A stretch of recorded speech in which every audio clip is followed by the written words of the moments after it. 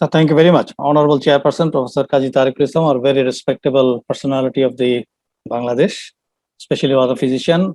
A special panelist, Professor Ismail Patari sir, President of the Bangladesh Society of Infectious Tropical Disease. Professor Syed Atikul Haq, one of the legendary figures. And there are many other huge personality I'm seeing in the screen. Professor Kohinoor Madam ke dekhte pachi. I think Professor Abul Faiz sir is also there. So please take my salam. And thank you very much for inviting me to give a talk on this very auspicious occasion. আমি আর দেরি করব না, আমি আমার প্রেজেন্টেশনটাতে চলে যাওয়ার চেষ্টা করি।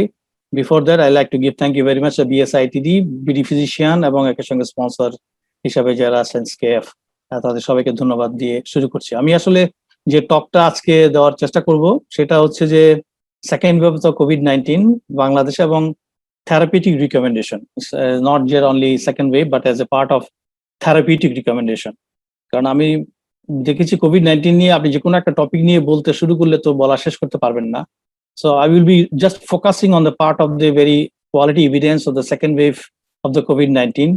আমরা যে সেকেন্ড ওয়েভ বলছি এটা আসলে সায়েন্টিফিক পেপার গুলা বলে কিনা নাকি শুধু আমাদের মুখের কথা এটা। সেকেন্ড থিং, আমরা ভ্যারিয়েন্ট নিয়ে অনেক কনসার্ন থাকি, সেকেন্ড ওয়েভের সঙ্গে ভ্যারিয়েন্টের কোনো রিলেশনশিপ আছে কিনা। So small bit of variant নিয়ে হয়তো আমি কিছু বলবো।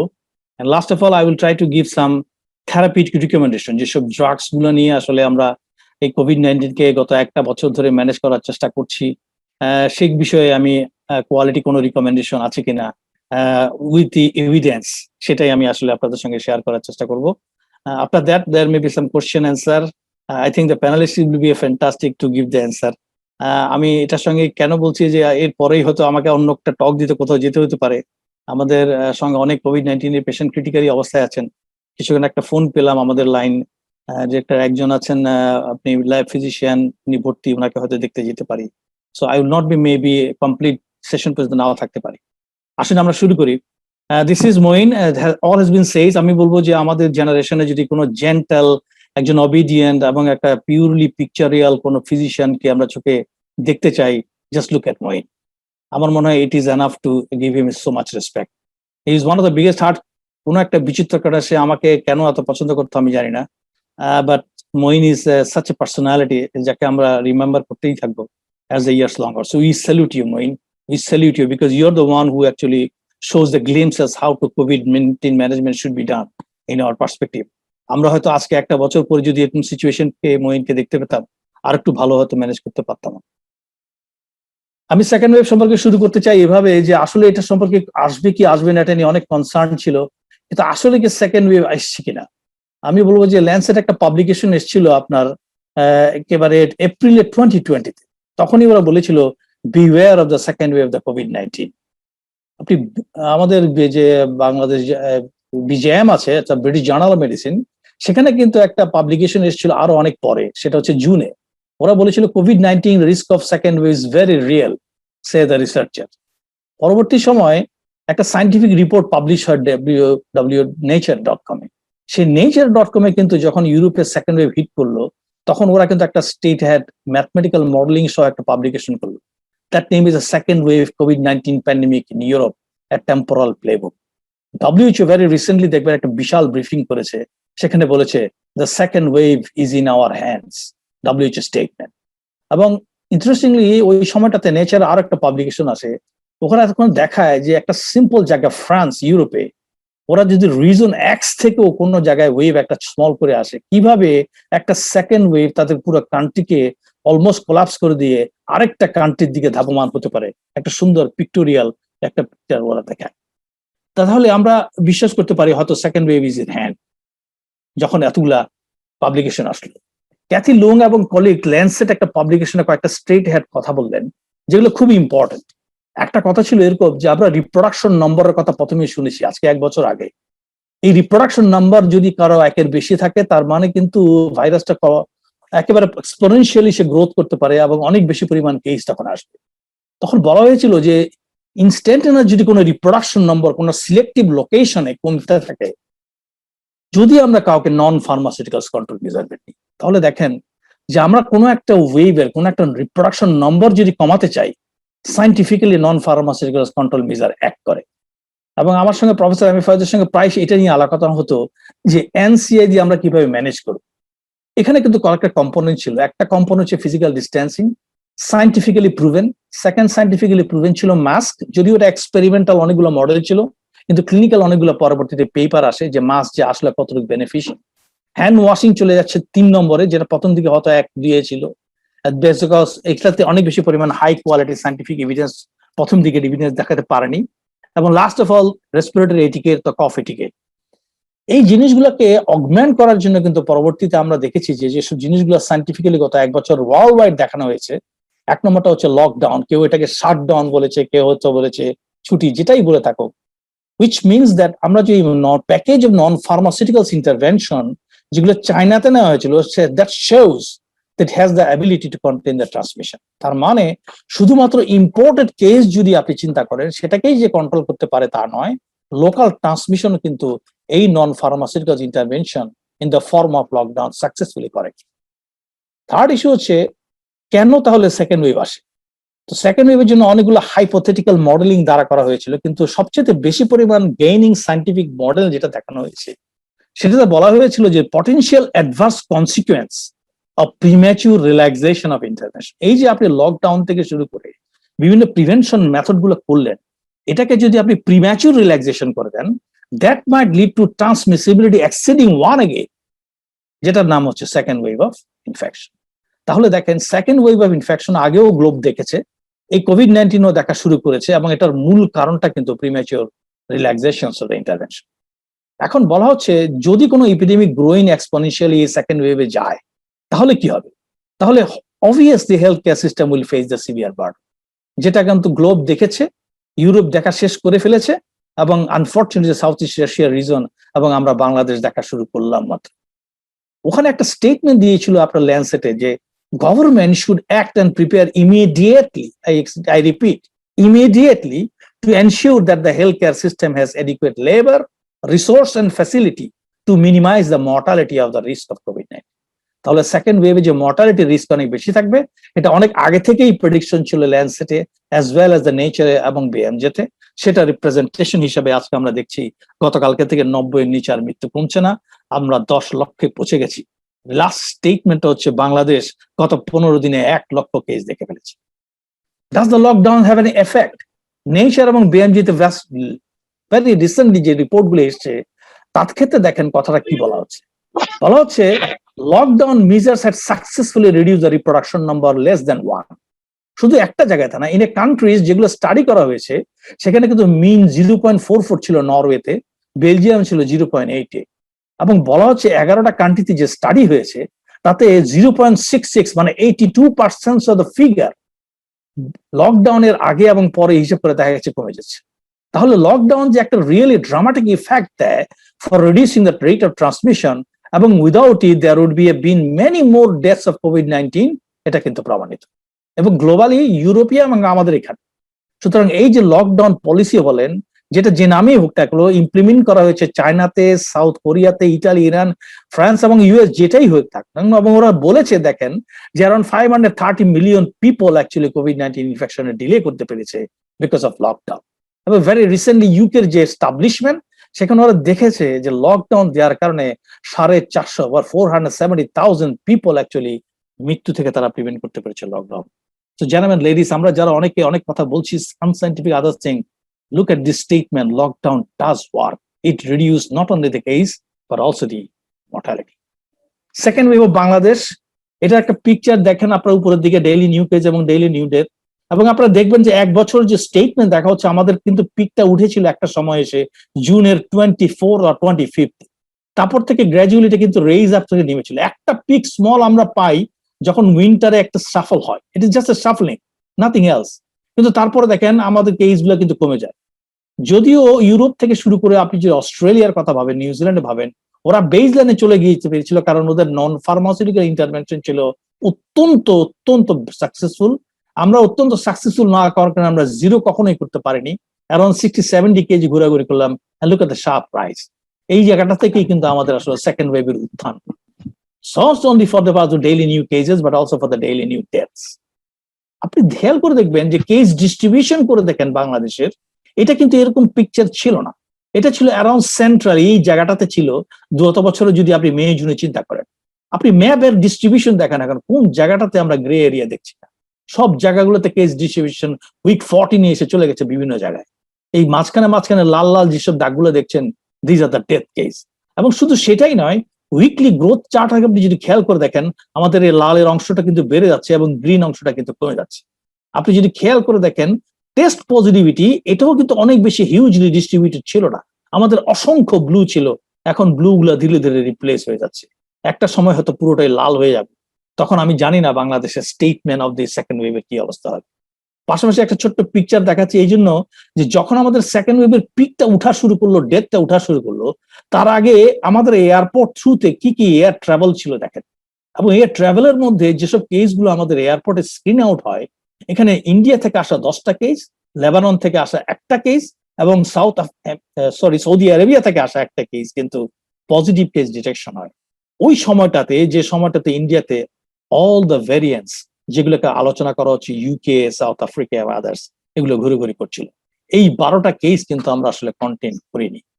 তাহলে কি এরাই আমাদের introduction of the second wave? Who knows, maybe. আমার কথা কিন্তু সেকেন্ড ওয়েভ এখানেই শেষ। আমি ভেরিয়েন্ট নিয়ে একটু আলোচনা করব। সম্প্রতি আমাদের সবার মধ্যে ভেরিয়েন্ট নিয়ে অনেক আলোচনা হচ্ছে। তিনটা ভেরিয়েন্টের গুরুত্ব অনেক বেশি, যদিও এর বাইরে আরো অসংখ্য ভেরিয়েন্ট আছে, আমি এগুলোতে যাব না। Important of the variant of concern, এটা বলে ভক। এই ভকের প্রথমটা চলে আসে আসলে ব্রিটিশ ওয়ান, ইউকে B.1.1.7 যেটার নাম, এবং যেটা শুধুমাত্র ইউকে না, যখন রিপোর্ট হয় এত কুইকলি এটা রেজিস্টার্ড হয় যে 83 কান্ট্রি পরবর্তী সময় আজকে থেকে প্রায় 1.5 মাস আগে রিপোর্ট করা শুরু করে। এটা একটা জার্নাল পেপারের পাবলিকেশন থেকে আনা, এবং সেখানে দেখাচ্ছে যে এগুলোকে যে লাইনেজ করা হয়, এটা 3টা ক্লেডে ভাগ করা ছিল। একটা কেজকে বলা হচ্ছিল নেক্সট স্ট্রেইন ক্লেড, এটাকে ভাগ করা ছিল 20B 20C এভাবে। একটা ক্রেজ ছিল GIS, যেটা সবাই ফলো করে, এই GS আইডি এটা GR গ্রেডের মধ্যে পড়ে। আরেকটাকে বলা হচ্ছে প্যাঙ্গো লাইনিয়েজ, যে প্যাঙ্গো লাইনিয়েজের মাধ্যমে আমরা আসলে শিখলাম বি আসলে 0.117 হবে। আপনারা সবাই জানেন এগুলোর মানে হচ্ছে মাল্টিপল যেসব স্পাইক প্রোটিন আছে, এই জায়গায় প্রোটিন গুলো চেঞ্জ হয়ে যাচ্ছে, এবং এই মিউটেশন গুলো অনেকগুলো দায়ী। বিভিন্ন মিউটেশন গুলোকে অনেক রেসপন্সিবল ফ্যাক্টর হিসেবে চিন্তা করা হয়েছিল যে development of the serious amount of ভক হিসাবে। একটা মিউটেশন কে চেঞ্জ কে N501Y, এটা জানেন আপনারা, অনেক বেশি পরিমাণ কনসার্ন ছিল। একটা অনেক বেশি গুরুত্বপূর্ণ ছিল E4084K, সেটার ব্যাপারে আমি পরে আলোচনা করছি। কিন্তু look at the number of changes it can develop within the microspire protein. এবং শুধুমাত্র সেটাও না, অন্যান্য যেসব জেনোমিক রিজন গুলো আছে, এইসব গুলাতেও কিন্তু চেঞ্জের কারণে আমরা B.1.1.7 ইউকে স্ট্রেইনটা পাই। কিন্তু এর থেকেও ইন্টারেস্টিং হচ্ছে, ঠিক ওই সময়টাতে সাময়িক ভাবে সাউথ আফ্রিকাতে আরেকটা ভেরিয়েন্ট হয়, এটা হচ্ছে B.1.351, এবং এটাকেও কিন্তু আপনি যদি নেক্সট স্ট্রেইন ক্লেডে ভাবেন, সেটা ছিল 20C, GIC এর ভিতরে GH, কারণ GR এবং GH কিন্তু গত 6 মাস ধরে আমাদের সমস্ত পৃথিবীতে কাঁপুনি দিয়ে ফেলছে। আর প্যাঙ্গো লাইনেজের মধ্যে এটা নাম হয় B.1.3 and 3.5। Interestingly all the changes যেটা B.1.1.7 এ ছিল, সেটা তো ছিলই, এডিশনালি একটা ইম্পর্টেন্ট ক্লাইভেজ ছিল, এটার নাম ছিল E484K। এই সংখ্যাটা আপনাদেরকে মনে করার উদ্দেশ্য এই জন্য যে এগুলো থাকলে কিন্তু একটা ভেরিয়েন্ট অনেক বেশি ইম্পর্টেন্স চলে আসে রাদার দেন না থাকলে। এবং এই যে 3টা চেঞ্জের কথা বলা হচ্ছে, B.484K, N501Y অথবা K417N, এগুলো কিন্তু রিসিপ্টর বাইন্ডিং ডোমেন, মানে আমাদের যে সেলের ভিতর যে পোর্শনটা আসলে স্পাইক প্রোটিনের সরাসরি ইন্ট্রোডাকশন হয়, ওই জায়গার মিউটেশনের জন্য দায়ী। সর্বশেষে ব্রাজিলের ওয়ান, এটার নাম হচ্ছে P1। এটা আসলে জাপান থেকে প্রথম রিপোর্ট হয়, যিনি ব্রাজিল থেকে ট্রাভেল করে গিয়েছিলেন। সেখানেও কিন্তু দেখানো হয়েছে যে নেক্সট স্ট্রেইন ক্লেডটা ছিল 20B, GSID GRH এবং প্যাঙ্গো লাইনেজ P1। এখানেও ইন্টারেস্টিংলি একই ধরনের যে সাউথ আফ্রিকান ভ্যারিয়েন্টের মিউটেশনাল চেঞ্জ গুলো এখানেও কিন্তু অবজারভেশন ছিল। বিসাইড দিস আরো অনেক ধরনের চেঞ্জ এখানে দেখা গিয়েছিল।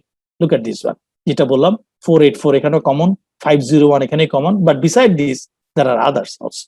তাহলে এটা হচ্ছে যে মিউটেশন যখন জেনেটিক্স হচ্ছে, তার ভেরিয়েন্ট কিভাবে পার্থক্য করে। ঠিক ওই সময়টাতে ওই পাবলিকেশন দেখাচ্ছে যে কত দ্রুত গতিতে B.1.1.7 কেস গুলো আসলে ওয়ার্ল্ড ওয়াইড ডিস্ট্রিবিউশন হয়ে যাচ্ছে। আপনি দেখেন একটা জায়গা থেকে শুরু হলো, এটা কিন্তু সেই উপদেশে অথবা সেই মহাদেশে স্থির থাকছে না, চলে যাচ্ছে বিভিন্ন স্থানগুলোতে। এবং শুধু সেটাই নয়, দ্য নাম্বার অফ কেসেস এবং অ্যাজ ওয়েল এস মর্টালিটি দেখা যাচ্ছে দ্রুত গতিতে সেখানে বৃদ্ধি পাচ্ছে। তাহলে প্রশ্নটা এসে যায় সঙ্গে সঙ্গে, ভেরিয়েন্ট কি ইটসেলফ সিভিয়ারিটি অথবা মর্টালিটির জন্য দায়ী থাকতে পারে? সেই প্রশ্নে আসছি পরে। তার আগে একটা ছোট্ট জিনিস দেখাই, এই যে বিভিন্ন ভেরিয়েন্ট গুলো আছে, এগুলোর ট্রান্সমিসিবিলিটি কেমন হতে পারে, সিভিয়ারিটি কেমন হতে পারে, আমাদের বডির ইমিউনিটি রিইনফেকশন অথবা ভ্যাকসিনেশনের সঙ্গে তার রিলেশনশিপটা কি হতে পারে, আমরা যে টেস্ট গুলো করি তাতে কোনো সমস্যা হতে পারে কিনা। আসেন ইউকে ভ্যারিয়েন্টে, এই যে B.1.1.7 ভেরিয়েন্টের কথা আমরা বলছি, সেটা যদি পিওরলি সেটা থেকে থাকে তাহলে এটা কিন্তু বলা আছে 56% মোর ট্রান্সমিশেবল হবে। এটা হচ্ছে ওই পাবলিকেশনের রিপোর্ট। সেখানে বলছে যে আপনি রিস্ক রেশিও অর্থাৎ ডেথের রিস্ক রেশিওর পরিমাণ হয়ে যাবে 1.65, রিপ্রোডাকশন নাম্বার হয়ে যাবে 1.14। যে কান্ট্রি হয়তো 0.5 এর নিচে ছিল তার ডাবলের বেশি পরিমাণ রিপ্রোডাকশন নাম্বার হয়ে যাচ্ছে শুধুমাত্র ভেরিয়েন্ট একটা আসার কারণে। বডির ইমিউনিটি সম্পর্কে তার কনসার্ন কি? ইমিউনিটির সম্পর্কে কনসার্ন দেখেন 3 to 10 fold রিডাকশন রেজিস্ট্যান্স হয়ে যাচ্ছে আমাদের কনভালসেন্স প্লাজমার অ্যান্টিবডি। কিন্তু রিইনফেকশন যেটা দেখা যাচ্ছে আগের স্ট্রেনের মতো থেকে যাচ্ছে যদি পিওরলি B.1.1.7 হয়, এবং ভ্যাকসিন এফিকেসি রিমেইন সেম। এটা আমাদের জন্য অনেক সুখকর বিষয়, কারণ আমরা যে অক্সফোর্ড অ্যাস্ট্রাজেনেকা ভ্যাকসিন দিচ্ছি সেটা যদি B.1.1.7 হয় তাহলে এটার এফিকেসি সেম থেকে যাচ্ছে। আরেকটা ইম্পর্টেন্ট ইস্যু হচ্ছে ডায়াগনস্টিক অ্যাসের ভিতর ট্যাগপ্যাথ অ্যাসে বলে একটা আছে, অর্থাৎ আমরা যে RT-PCR করছি আমাদের চিন্তা করার সময় এসেছে নিউ জেনারেশন RT-PCR দিয়ে করবো কিনা, তা নাহলে এটাকে আমরা মিস করে ফেলবো। একই রকম ভাবে ইউকে ভেরিয়েন্টের যদি আপনি E484 এর যে মিউটেশনের কথাটা আমি বললাম, এই লাইনেজটা যদি থেকে যায় তাহলে দেখেন তখনই কিন্তু লেস নিউট্রিলেশন অ্যাসে চলে আসছে। তার মানে যদি ওই পর্যায়ে ইউকে ভেরিয়েন্ট এই মিউটেশনটা পায় তার ভ্যাকসিন এফিকেসি কিন্তু কমে যাবে। আমরা চাই না আমাদের এই মিউটেশনটা ইউকে ভেরিয়েন্ট আমাদের এখানে থাকুক, কারণ এটা যদি থেকে থাকে আমাদের জন্য আসলে সমস্যা হবে, কারণ আমরা একটা ভ্যাকসিন নিয়ে কাজ করছি। আসেন আমরা সাউথ আফ্রিকান ভেরিয়েন্টে আসি।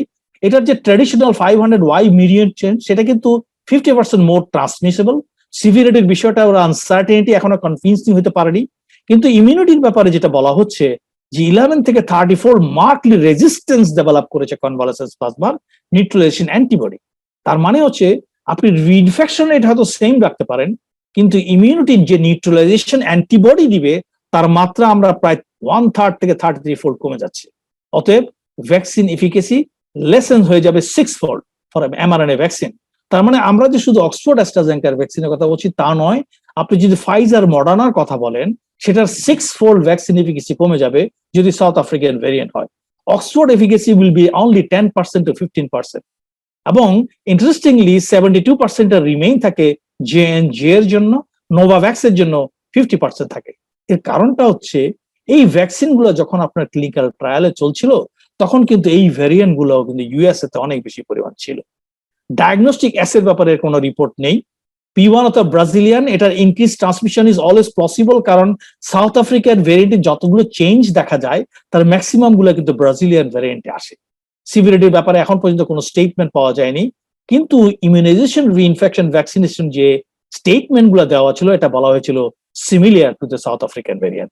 তাহলে এটাও যদি আমাদের এখানে অথবা কোথাও আসে পৃথিবীর, এটা ভালো কোনো খবর হবে না। ভ্যাকসিনের ইফিকেসি এবং তা নিয়ে বিভিন্ন ভেরিয়েন্ট নন ভেরিয়েন্ট এই পার্থক্যগুলো দেখেন এই পিকচারে দেখানো হয়েছে, এবং এই পিকচারও দেখেন যে আমরা যদি বলি যে নন ভেরিয়েন্টের সঙ্গে কম্প্যারিশনে দেখেন যতগুলো ভ্যাকসিনের হাই ইফিকেসি এবং ইফেক্টিভনেস ছিল, সেই ইফিকেসি এবং ইফেক্টিভনেসের মধ্যে একমাত্র অক্সফোর্ড অ্যাস্ট্রাজেনেকা এবং নোভাভ্যাক্সই কিন্তু B.1.1.7 এর এগেইনস্টে একটা স্টাডি আছে ইফেক্টিভনেস নিয়ে। বাকিদের কিন্তু এখন পর্যন্ত স্টাডিগুলো রিপোর্টগুলো আসেনি। তাহলে আপনারা কিন্তু আসলে বুকে হাত দিয়ে কেউ বলতে পারবেন না যে ইউকে ভ্যারিয়েন্ট অথবা অন্যান্য ভ্যারিয়েন্ট গুলো একমাত্র অক্সফোর্ড অ্যাস্ট্রাজেনেকার জন্য প্রবলেম হবে, কিন্তু কোনো mRNA ভ্যাকসিনের জন্য প্রবলেম হবে না। এই স্টেটমেন্টটা আসলে সঠিক নয়। ঠিক একই রকম ভাবে নোভাভ্যাক্সে দেখেন সাউথ আফ্রিকার এগেইনস্টে যখন ইফিকেসি দেখানো হয়েছে এটা অ্যারাউন্ড 74% ছিল, কিন্তু ইফেক্টিভনেস মানে যখন স্ট্রেন ঘোরাঘুরি করছে সেটা কিন্তু এখন পর্যন্ত অ্যাভেলেবল না।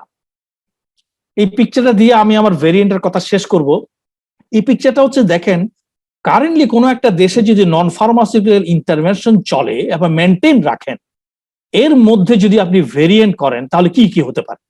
একটা হতে পারে যদি ফুল স্ট্রেইনটাকে আপনি রিপ্লেস করে দিচ্ছেন এবং ভ্যাকসিনেশন ডিলেট করে দিচ্ছেন, তাহলে দেখেন মৃত্যু বেড়ে যাবে 1.5 থেকে 2%। যদি আপনি কোন রকম রিপ্লেসমেন্ট না করেন অর্থাৎ ভেরিয়েন্ট যেটা ছিল সেটাই, তাহলে রিমেইন সেম এবং ডাউনফল, মৃত্যু কমে যাবে।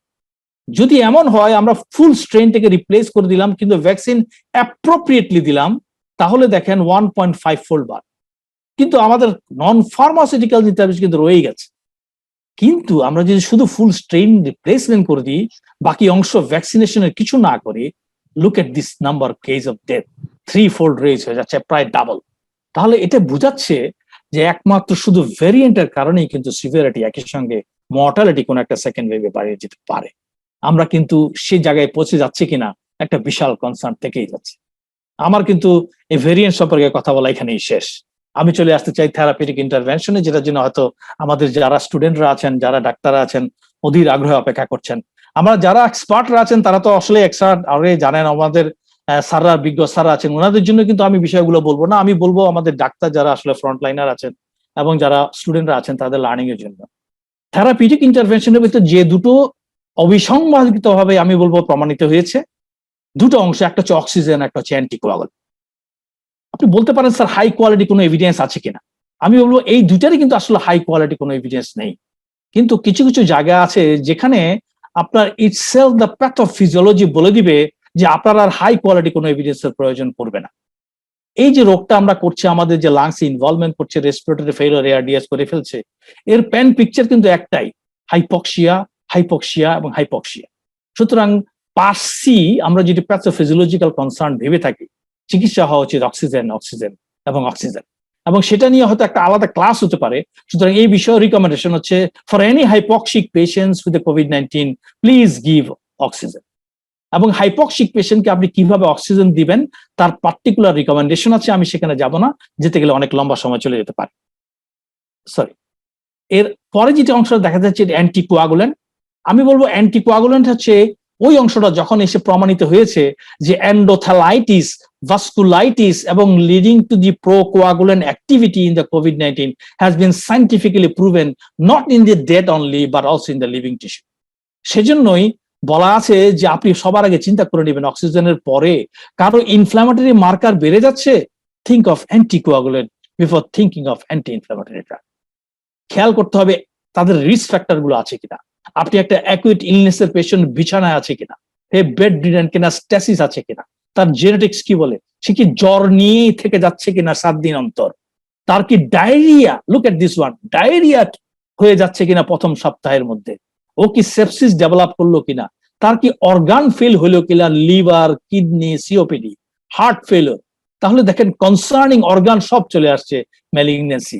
একই সঙ্গে লিম্ফোপেনিয়া, যেটা আমরা বারে বারে ব্লাডে দেখছি, ইনফ্ল্যামেটরি মার্কার দেখছি, ইন্টারলিউকিন 6, সিআরপি।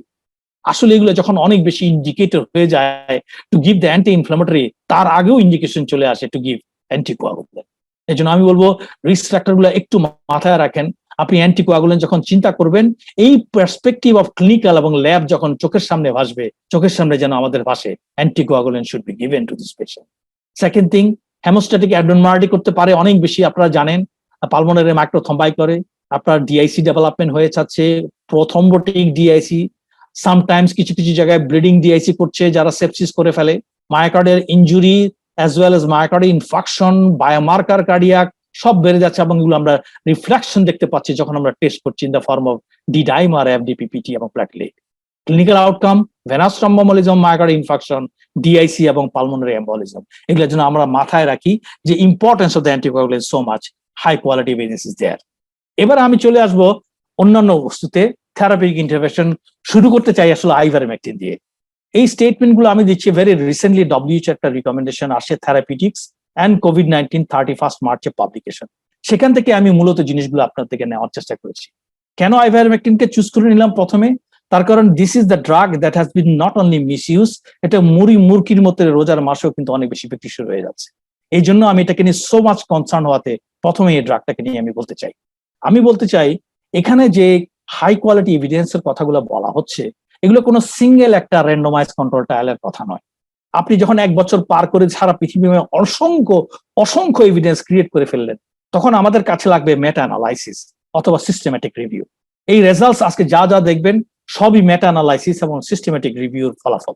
আমি শুধু একটা কথা বলবো, এখানে যখন রিকমেন্ডেশন দেওয়া হয়েছিল, শুধু যে র্যান্ডমাইজ কন্ট্রোল ট্রায়ালকে মাথায় নিয়েই করা হয়েছিল তা নয়, এখানে একই সঙ্গে দেখা হয়েছিল এভিডেন্সের কোয়ালিটিটা কেমন, এভিডেন্স কোয়ালিটির সময় ইমপ্রেসাইসনেস ছিল কিনা। ইমপ্রেসাইসনেস মানে হচ্ছে একটা ড্রাগের অ্যাকুরেসিটা কেমন। এখানে লেখা ছিল ইনডাইরেক্টনেস ছিল কিনা। ইনডাইরেক্টনেস মানে হচ্ছে যখন আপনি স্টাডি করতেছিলেন তখন এটার ডিরেকশন অফ দ্য ড্রাগের আসলে এন্ড রেজাল্ট কি হবে সে ডাইরেক্টনেস নিয়ে ছিল নাকি ছিল না, বায়াসনেস ছিল কি ছিল না, পাবলিকেশনের বায়াসনেস ছিল কি ছিল না, সবগুলাকে অন্তরীণ করে গিয়ে এই অ্যানালাইসিসটাকে সাজানো হয়েছে। এই সাজানোর রিকমেন্ডেশন গুলা দেখেন আইভারমেকটিন সম্পর্কে কি বলছে। Recommendation 1, patients with COVID-19 at any severity, যে কোনো সিভিরিটিতে, we recommend not using ivermectin in patients with COVID-19 except in the context of clinical trial. তাহলে একটা প্রোপাইলেক্সিস বলেন অথবা থেরাপিউটিক বলেন, যে কোনো স্থানে আমরা যে আইভারমেকটিন ইউজ করছি তার বিরুদ্ধে একটা স্ট্রঙ্গার রিকমেন্ডেশন হচ্ছে not to use it in any kind of severity patient COVID-19. আপনি যদি কোনো ক্লিনিক্যাল ট্রায়াল দেন তাহলে ব্যবহার করতে পারবেন। এর কারণটা হচ্ছে যতগুলো স্টাডি করা হয়েছিল এর ভিতরে মর্টালিটির ইস্যুস গুলো এতই কম ছিল যে এটা নিয়ে আসলে আপনি কোনো রিফ্লেক্টিভ কোনো কিছু বলতে পারেন না। আমি বলবো দেখেন র্যান্ডমাইজ কন্ট্রোল ট্রায়ালের কথা আমরা আলোচনা করি, কতগুলো র্যান্ডমাইজ কন্ট্রোল ট্রায়ালকে সাথে নিয়ে এই মেটা অ্যানালাইসিসটা করা হয়েছিল। এবং শুধু সেটাই নয়, বাংলাদেশে দুইটা স্টাডি এখানে ইনক্লুডেড আছে, একটা হচ্ছে আহমেদ 2020, আরেকটা হচ্ছে দেখেন 400 পার্টিসিপেন্টের মাহমুদ 2020। তাহলে আমরা যদি বলি যে এখানে বাংলাদেশের রিপ্রেজেন্টেশন হয়নি, এই কথাটা সঠিক নয়। পাকিস্তান, নাইজেরিয়া, ইজিপ্ট, ইন্ডিয়া থেকে শুরু করে মেক্সিকো, কলম্বিয়া সবগুলা ক্লিনিক্যাল ট্রায়াল কিন্তু এখানে ইনক্লুড করা আছে। কি বলছে দেখেন, ওরা বলছে এই মাঝখানে যে রেজাল্ট গুলো আপনারা দেখবেন এটা পার 1000 পপুলেশন, মর্টালিটি এখানে 70, এখানে 14। আপনার কাছে মনে হতেই পারে তাহলে তো আইভারমেকটিন মনে হয় ভালো, কিন্তু আপনি বলবো যে খেয়াল করবেন এই জায়গাটা, রিস্ক অফ বায়াসনেস সিরিয়াস, ইমপ্রেসাইসনেস অর্থাৎ অ্যাকুরেসি ভেরি সিরিয়াস।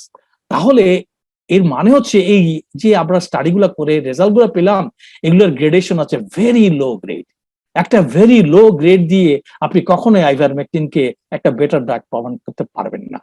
তাহলে based on data on 14-19 patient 7 study, recommendation হচ্ছে effect of the ivermectin on mortality is uncertain. ঠিক একই রকম ভাবে মেকানিক্যাল ভেন্টিলেশনকে যখন আপনি মাথায় রাখতেছেন, ইমপ্রেসাইসনেসটা ছিল ভেরি সিরিয়াস, পাবলিকেশন বায়াসনেস ছিল ভেরি ভেরি সিরিয়াস। সুতরাং effect of ivermectin on mechanical ventilation is uncertain. Third issue হচ্ছে based on data of the 625 patient few স্টাডিতে ভাইরাল ক্লিয়ারেন্স কি আপনার স্ট্যান্ডার্ড অফ কেয়ার থেকে বেশি করে কিনা, স্টেটমেন্ট হচ্ছে ivermectin may increase or have no effect on viral clearance. Admission to hospital অর্থাৎ নন সিরিয়াস পেশেন্টকে বাসায় যাদেরকে চিকিৎসা দিচ্ছেন তাদের ক্ষেত্রে কি ইফেক্ট, একটা স্টাডি আছে 398টা পেশেন্টের র্যান্ডমাইজ কন্ট্রোল ট্রায়াল, তা বলছে the effect of ivermectin on hospital admission is uncertain. ইমপ্রেসাইসনেসটা এক্সট্রিম ছিল এক্ষেত্রে। ঠিক একই রকম ভাবে সিরিয়াস অ্যাডভার্স ইভেন্ট যেটা আলোচনা করা হয়েছিল সেখানেই বলা হচ্ছে it may increase the risk of serious adverse event leading to drug discontinuation. তাহলে এই স্টেটমেন্টটা কত ইম্পর্টেন্ট দেখেন, may increase the risk of serious adverse event leading to drug infection. এই কথাটা যদি আপনি মাথায় রাখেন তাহলে আমরা যে সব ভুরি ভুরি মানুষজনকে আইভারমেকটিন দিয়ে বেড়াচ্ছি এটা কি ঠিক হচ্ছে? কখনোই না। ঠিক একই রকম ভাবে based on data the duration of hospitalization, time দেখেন, টাইম অফ ভাইট, যেসব ক্লিয়ারেন্সের কথা দেখেন, সবগুলো স্টেটমেন্ট গুলো খেয়াল করেন। Ivermectin may have little or no difference in time of clinical improvement. The effect of ivermectin on hospital length of stay is uncertain. We are uncertain whether ivermectin improves or worsens time to viral clearance. প্রত্যেকটা জায়গাতে evidence গুলো very low grade, কিন্তু recommendation আপনি কখনোই দিতে পারবেন না ivermectin is good drug for this one. এখানে আমি আইভারমেকটিন শেষ করতে চাই। আসি না আপনার হাইড্রক্সিক্লোরোকুইন নিয়ে। হাইড্রক্সিক্লোরোকুইনের দুইটা ফেজ আমরা পার করেছি, একটা হলো প্রোপাইলেক্সিস, একটা হলো থেরাপিউটিক। প্রোপাইলেক্সিস মানে people who do not have COVID-19 তাদেরকে দেওয়া। এই ক্ষেত্রে রিকমেন্ডেশন 1 কি বলছে দেখেন, people who do not have COVID-19 তাদেরকে আমরা যদি হাইড্রক্সিক্লোরোকুইন দিই, we recommend against administering hydroxychloroquine to prevent the COVID-19. তাহলে হাতের কাছে যেসব এভিডেন্স গুলো আছে সেগুলো কিন্তু এটা সাজেস্ট করে না। রিকমেন্ডেশনের 1 এর মধ্যে যে অংশগুলোকে ওরা আলোচনা করেছে একটা হচ্ছে যে দেখানো হয়েছে যে আপনি যদি সেটা না করে থেরাপিউটিক দিয়ে থাকে তাহলে কি। এই থেরাপিউটিকের ভিতরে আপনারা জানেন হাইড্রক্সিক্লোরোকুইন 800 থেকে 1600 মিলিগ্রাম অন ফার্স্ট ডেতে এবং 200 থেকে 800 মিলিগ্রাম অন ডে 5 থেকে ডে 21 ডেজ পর্যন্ত ডিফারেন্ট স্টাডি গুলোতে দেওয়া হয়েছিল। সেক্ষেত্রে রিকমেন্ডেশন হচ্ছে যদি কোনো পেশেন্টের কোনো একটা grade of with any severity grade of COVID-19 থেকে থাকে, we recommend against administering hydroxychloroquine or chloroquine. তাহলে সেক্ষেত্রে রিকমেন্ডেশন কেন আসলো? আসলো এই জন্য যে 10,000 যে স্যাম্পল গুলো 29টা স্টাডিতে দেখানো হয়েছে, সেখানে রিস্ক অফ বায়াসিস শুধু বর্ডার লাইন ছিল, ইমপ্রেসাইসিস বর্ডার লাইন ছিল। এইখানে বলছে দেখেন moderate grade of rating, hydroxychloroquine probably does not reduce mortality. Hydroxychloroquine probably does not reduce mechanical ventilation. The effect of hydroxychloroquine on virus clearance is very uncertain. The effect of hydroxychloroquine on admission to hospital is uncertain. এবং অনেকগুলো জায়গাতে দেখবেন moderate grade rating থাকলেও কিছু কিছু জায়গাতে আমরা এত বেশি ভেরি সিরিয়াসলি ইমপ্রেসাইজনেস করলাম, অর্থাৎ অ্যাকুরেসি ডাটা এত খারাপ ছিল, ইনডাইরেক্টনেস এত বেশি খারাপ ছিল যে আপনি আসলে কোনো রিকমেন্ডেশন দিতে পারছেন না।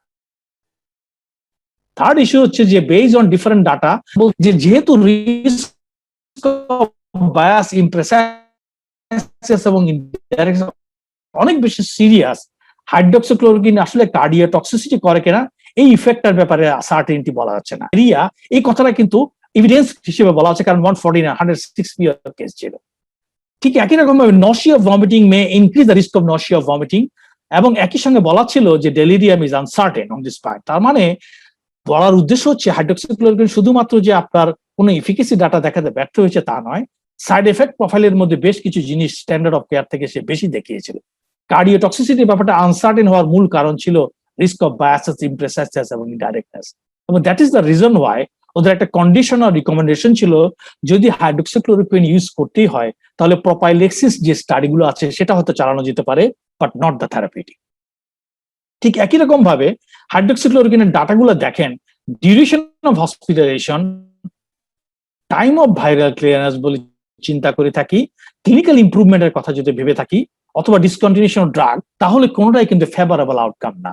যদিও এই স্টাডিগুলো সবগুলোই লো গ্রেড অথবা ভেরি লো গ্রেড রেটিং, কিন্তু আপনি সমস্ত স্টাডিগুলো অ্যানালাইসিস করে 1000 এর ভিতর তাদের ডিউরেশন অফ হসপিটালাইজেশন চিন্তা করে অ্যানালাইসিস করে বলতে পারবেন যে hydrochloroquine may have no effect on duration of hospitalisation, no effect on the viral clearance, no effect on the part of clinical improvement.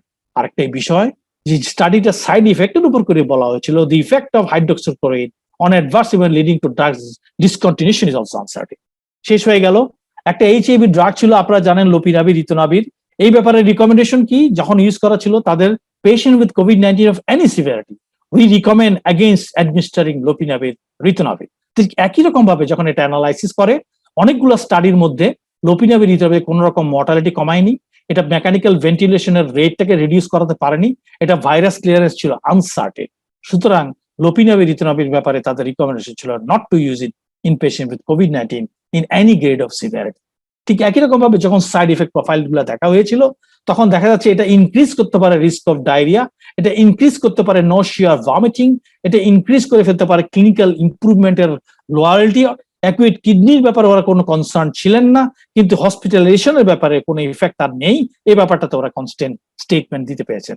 So lopinavir, ritonavir should not be use in patient with any degree of severity COVID-19.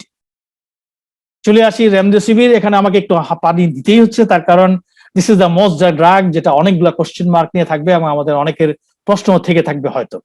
আমি বলবো যে WHO যে recommendation দিয়েছে 200 milligram intravenous এবং 100 milligram 5 থেকে 10 দিন দেওয়ার জন্য, তাদের ক্ষেত্রে ইনিশিয়াল প্রথম রিকমেন্ডেশনটা ছিল we suggest not to use remdesivir in patient with COVID-19 at any severity. এখন যখন এটা অ্যানালাইসিস করে দেখা হয় তখন দেখানো হচ্ছে, দেখেন যে এই জায়গাটাতে remdesivir have no effect on the part of mortality. এখানে রিস্ক অফ বায়াসনেস ছিল অনেক সিরিয়াস এবং ইমপ্রেসাইসনেস ছিল অনেক serious. Source of the mechanical ventilation, 4টা স্টাডিতে 6500 স্টাডি ছিল, তখনই বলা হয়েছিল remdesivir may have no effect on the mechanical ventilation because of the risk of biasness এবং ইমপ্রেসাইসনেস। তবে পাবলিকেশন বায়াসনেস অথবা ইনডাইরেক্টনেস নিয়ে তাদের কোনো অবজারভেশন ছিল না। সিমিলারলি যখন 1894 ডাটা 3টা স্টাডিতে দেখাচ্ছিল তখন ওরা দেখেছে যে remdesivir may have no effect in serious adverse event leading to discontinuation. ইমপ্রেসাইসনেসটা ছিল ভেরি সিরিয়াস। ঠিক একই রকম ভাবে ভাইরাস ক্লিয়ারেন্স নিয়ে দেখাচ্ছিল, ওরা বলেছে remdesivir have effect on viral clearance uncertain. Acute kidney injury কথা বলেছে, remdesivir may have no effect on acute kidney injury, যেটা অনেকেরই কনসার্ন ছিল আমরা দিতে পারবো কিনা। ডেলিরিয়াম 1048 পেশেন্ট একটা স্টাডিতে বলেছে we are uncertain about remdesivir কি আসলে ডেলিরিয়াম বাড়ায় কিনা। এক্ষেত্রে যতগুলো গ্রেড অফ এভিডেন্স হবে সবগুলোই পুয়ার। যখন এই স্টেটমেন্টটা WHO দেয় যে there is no recommendation of using the remdesivir in any grade of patient with covid severity, তখন কিন্তু ইন্টারেস্টিংলি বেশ কিছু কথা আসে। একটা হচ্ছে যে যেহেতু লো গ্রেড অফ রেটিং, এটার কি আসলে আর একটু দেখার দরকার আছে কিনা। বেন যেতে পরবর্তী সময় আর একটা পাবলিকেশন আসে ঠিক একই রকম ভাবে এটাকে নিয়ে, তখন সেটা কি বলেছে দেখেন। তাদের স্টেটমেন্টটা ছিল অনেকটা এরকম যে আমাদের ক্ষেত্রে আমরা যদি adult patient with confirm COVID-19 patient with severe patient থেকে থাকে, তাদেরকে 100 milligram intravenously for 5 to 10 days week recommendation. We suggest to give the remdesivir rather than no remdesivir in patient with severe COVID-19. তাহলে একটু precisely দেখেন, একটু controversial issue চলে গেল আগের স্টেটমেন্টের সঙ্গে। এই ক্ষেত্রে যেটা বলা হয়েছিল যে একই রকম রিকমেন্ডেশনস গুলো যখন নেওয়া হয়েছে, তখন দেখা যাচ্ছে একটা ন্যারো কোনো একটা জায়গাতে রেমডেসিভির ইফেক্ট দিচ্ছে। সেই জায়গাটা কোন জায়গাটা? যদি কোনো কোভিড-19 পেশেন্ট হাইপক্সিয়া থাকে, তাদের লো কনসেন্ট্রেশন অফ অক্সিজেনের যদি ডিমান্ড থাকে, অর্থাৎ 2 থেকে 6 লিটার পর্যন্ত, সেই ক্ষেত্রগুলোতে এটা মর্টালিটি, একই সঙ্গে মেকানিক্যাল ভেন্টিলেশনের রেট এবং 28 ডেজ মর্টালিটি সে কমিয়ে ফেলছে। তাহলে সেই ক্ষেত্রে আমরা হয়তো ওই জায়গাটাতে উইকলি একটা রিকমেন্ড করতে পারি, কন্ডিশনাল রিকমেন্ডেশন দিতে পারে রেমডেসিভির দেওয়ার জন্য। ঠিক একই স্টেটমেন্ট অফ দ্য বেএনজিতে পাবলিকেশনে ছিল recommendation 2, randomise control trial examine remdesivir in patient with COVID-19 should continue pending further data. তাহলে এই স্টেটমেন্টের কারণে কিন্তু দেখবেন যে এই পৃথিবীতে অনেক জায়গায় কিন্তু রেমডেসিভির এখনো ইউজ হচ্ছে, কিন্তু আমরা চাই প্রেসাইজ যাতে ইউজ হয়, ইনডিসক্রিমিনেট যাতে কোনো ইউজ না হয়ে থাকে। যেসব ক্যারেক্টারিস্টিক্স গুলোকে এখানে ঠিক করা হয়েছে যে রেমডেসিভির আসলে সিভিয়ার কোভিড-19 পেশেন্টকে কাকে দিবেন, এগুলো ডিটেলে আমি যাব না, বাট এটা ব্যাপারটা আপনারা পড়তে পারেন। আমি শুধু প্র্যাকটিক্যাল ইস্যু বলবো, এটা কিন্তু দামি ড্রাগ, অ্যাডমিনিস্ট্রেশন ইন্ট্রাভেনাসলি দিতে হচ্ছে। খেয়াল করে রাখতে হবে কারো কারো ক্ষেত্রে অ্যাডভার্স ইফেক্ট থাকতে পারে, কিছু কিছু ক্ষেত্রে এটা ইন্টারঅ্যাকশন হতে পারে। 5 টাইমস যদি আপনার লিভার এনজাইম থেকে থাকে, এটা সেফটি ইস্যু নিয়ে বিগ ইস্যু, আর কষ্ট আছেই। পরিশেষে স্টিরয়েড ছিল ওয়ার্ল্ড হেলথ অর্গানাইজেশনের সর্বশেষ কথা। এটা তো প্রমাণিত কোন সত্য সবাই জানি আমরা যে পেশেন্ট উইথ সিভিয়ার অথবা ক্রিটিক্যাল কোভিড-19 রিকমেন্ডেশন হচ্ছে উই রিকমেন্ড কর্টিকোস্টেরয়েড। এটা হচ্ছে সোজা সাপটা হিসাব, সাপোর্টিভ কেয়ার উপরে দিতেই হবে। এভিডেন্স গুলো দেখেন, খেয়াল করে দেখেন, serious amount of mortality reduction করেছে ইন ক্রিটিক্যাল ইলনেসের অ্যাবাউট 1/3, এবং যদিও বায়াসনেসটা সিরিয়াসনেস ছিল, কিন্তু corticosteroid probably reduce the risk of 28 day mortality in patient with critical illness due to COVID. ঠিক সিমিলারলি একটা স্টাডিতে প্রায় 3,500, আপনারা জানেন রিকভারি ট্রায়াল গুলো, সেখানে বলেছে যে 28 ডে মর্টালিটি প্রবাবলি রিডিউস করছে in severe illness of due to COVID. এই অনেক পার্সেন্টেজ ইজ ভেরি হাই, যদিও there is a risk of seriousness biases আছে, কিন্তু গ্রেডিংটা ছিল moderate. This is very important. Similarly corticosteroid বলা হচ্ছে যে গ্যাস্ট্রোইন্টেস্টিনাল ব্লিডিং করছে কিনা, may not increase the risk of gastrointestinal bleeding. ঠিক একই রকম ভাবে সুপার ইনফেকশনের মাত্রা সে বাড়িয়েছে এমন কোনো প্রমাণ নেই। প্রায় 9,000 পেশেন্টের 24 স্টাডিতে দেখাচ্ছে probably it increases the hyperglycaemia, যেটা আমরাও দেখেছি যে যখনই কর্টিকোস্টেরয়েড দেওয়া হচ্ছে গ্লুকোজের মাত্রা অনেক বেড়ে যাচ্ছে, যদিও এটা ডাইরেক্টনেস অফ দ্য স্টাডির পার্ট ছিল না। 6,500 একটা স্টাডি, 8টা স্টাডির মধ্যে দেখাচ্ছে corticosteroid May not increase the neuromuscular weakness. একটা কনসার্ন থাকে আবার মায়োপ্যাথি করে ফেলছে কিনা, আসলে নয়। নিউরোসাইকিয়াট্রিক ইলনেসের ব্যাপারে কোনো স্টেটমেন্ট কোভিড-19 এ ওরা আসলে স্টিরয়েডের জন্য হচ্ছে এমন কোনো সিরিয়াস ইলনেস দেখাতে পারেনি। সেকেন্ড ইস্যু হচ্ছে যখন আমরা স্টিরয়েডকে চিন্তা করছি নন সিভিয়ার কোভিড-19 এর ক্ষেত্রে, তাহলে কি বলছে দেখেন, WHO স্টেটমেন্ট হচ্ছে উই সাজেস্ট নো কর্টিকোস্টেরয়েড। সুতরাং যারা মাইল্ড মডারেট কেস গুলোতে কোন রকম হাইপক্সিয়া ছাড়া, কোন রকম সিভিয়ার কোভিড ছাড়া স্টিরয়েড ইউজ করছে, তারা কি আসলে সঠিক কাজটা করছি? অ্যাবসলিউটলি নয়। এবং শুধু তাই নয়, আমি শুধু একটা স্টেটমেন্ট দিয়ে শেষ করতে চাই যে corticosteroid May increase the risk of 28 day mortality in patient with non severe COVID-19. যদিও এটা লো গ্রেড এভিডেন্স, কিন্তু আমাদেরকে খেয়াল করতে হবে যাদেরকে আমরা মাইল্ড এবং মডারেট কেসে কোনো ইন্ডিকেশন ছাড়া, কোনো সিভিয়ার ইলনেস ছাড়া কোভিড-19 কে কর্টিকোস্টেরয়েড হাই ডোজ ডেক্সামেথাসোন দিচ্ছি, তাদেরকে কি আমরা মৃত্যুর দিকে ঠেলে দিচ্ছি কিনা। সামারি অফ রিকমেন্ডেশন WHO ছিল খুব সহজ একটা হিসাব। Ivermectin not recommended except in clinical trial. High quality recommendation, hydroxychloroquine not to be recommended. Strong recommendation. Lopinavir, ritonavir recommended against it. Strong recommendation. Remdesivir conditional recommendation against to use it. Corticosteroid strong recommendation to use it in the severe case. Recommendation against use it in a non-severe case. এই ছিল WHO summary of recommendation.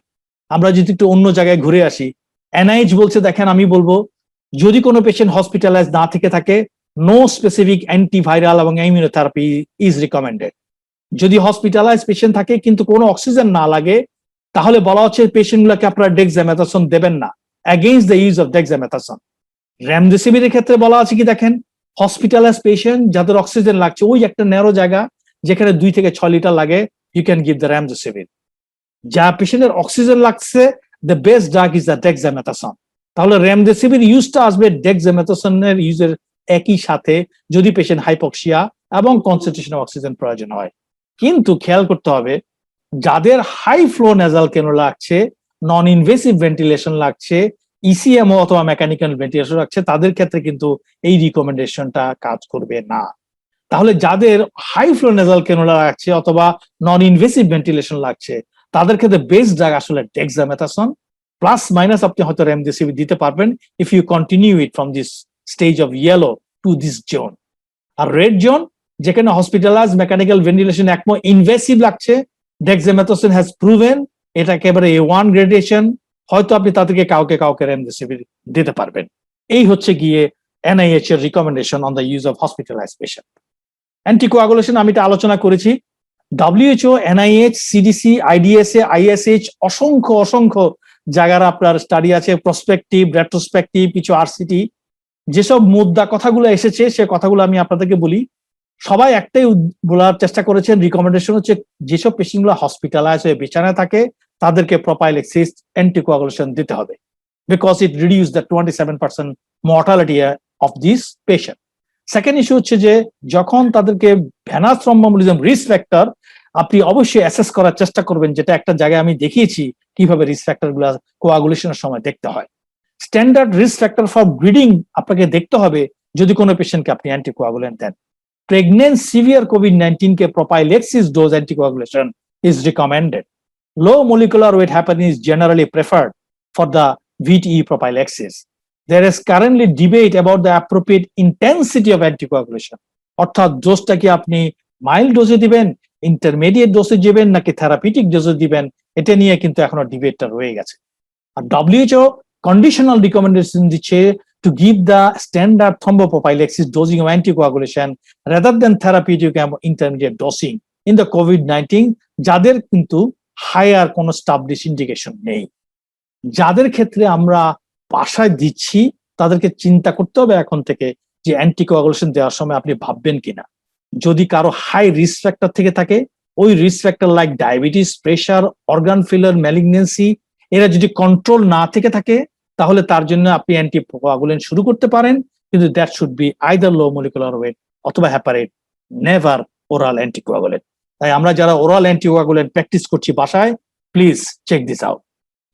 টসিলিজুমেব যখন আপনি খেয়াল করে দেখবেন হাসপাতালে indiscriminate use হচ্ছে কিনা, বাজেভাবে ইউজ করা হচ্ছে কিনা, আমি বলবো হ্যাঁ হচ্ছে ইনডিসক্রিমিনেটলি।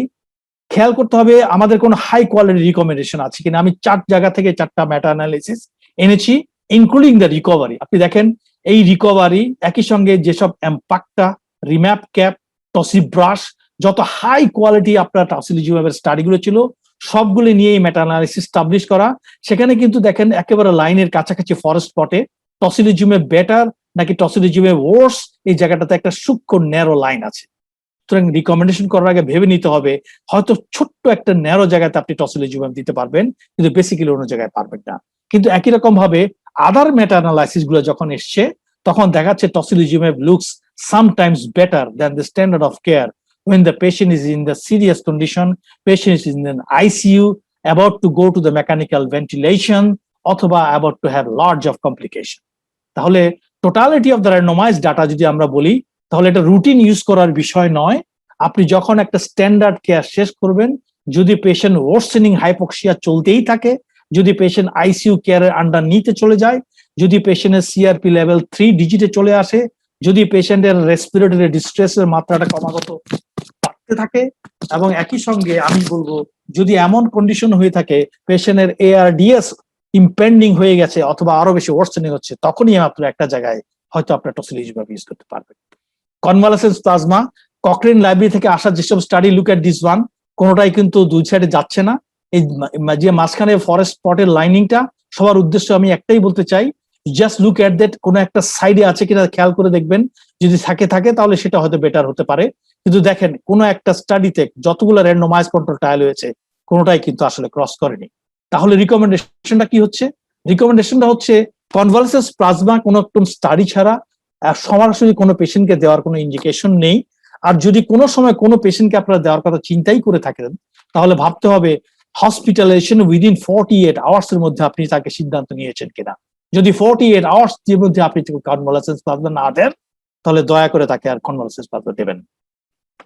আমি চলে আসতে চাই আমাদের কিছু প্র্যাকটিক্যাল ম্যানেজমেন্ট ইস্যুতে। আমাদের ডাক্তাররা যারা ম্যানেজ করছেন তাদেরকে আমাদের ন্যাশনাল গাইডলাইনে কয়েকটা জায়গায় হয়তো এই গাইডলাইনের সূত্রগুলো ধরে কিছু চেঞ্জ সামনে হয়তো চলে আসবে। কিছু স্ট্রেট হেড স্টেটমেন্ট আমি আপনাদেরকে বলি। একটা হচ্ছে, দেখেন, অ্যাসিমটোমেটিক পেশেন্ট যারা RT-PCR পজিটিভ, তাদেরকে কোনো চিকিৎসা দেওয়ার প্রয়োজন নেই। No therapeutics, no symptom, no drug, so only maintain the isolation protocol please. RT-PCR positive কিন্তু অ্যাসিমটোমেটিক পেশেন্ট, সাপোর্টিভ কেয়ার এবং আইসোলেশন প্রটোকল ছাড়া কোনো কিছুরই প্রয়োজন নেই। তাদেরকে আমরা দয়া করে সেলফ আইসোলেশন প্রটোকলটা ভালো করে শিখিয়ে দিই, তাদেরকে কোনো ভিজিটার অ্যালাউ না করি। মাস্ক ইজ আ মাস্ট, তার জন্য ফিজিক্যাল ডিস্টেন্সিং সে মেনটেন করবে, hand wash, cough etiquette, that's it. আসুন আমরা মাইল্ড কেজে আসি।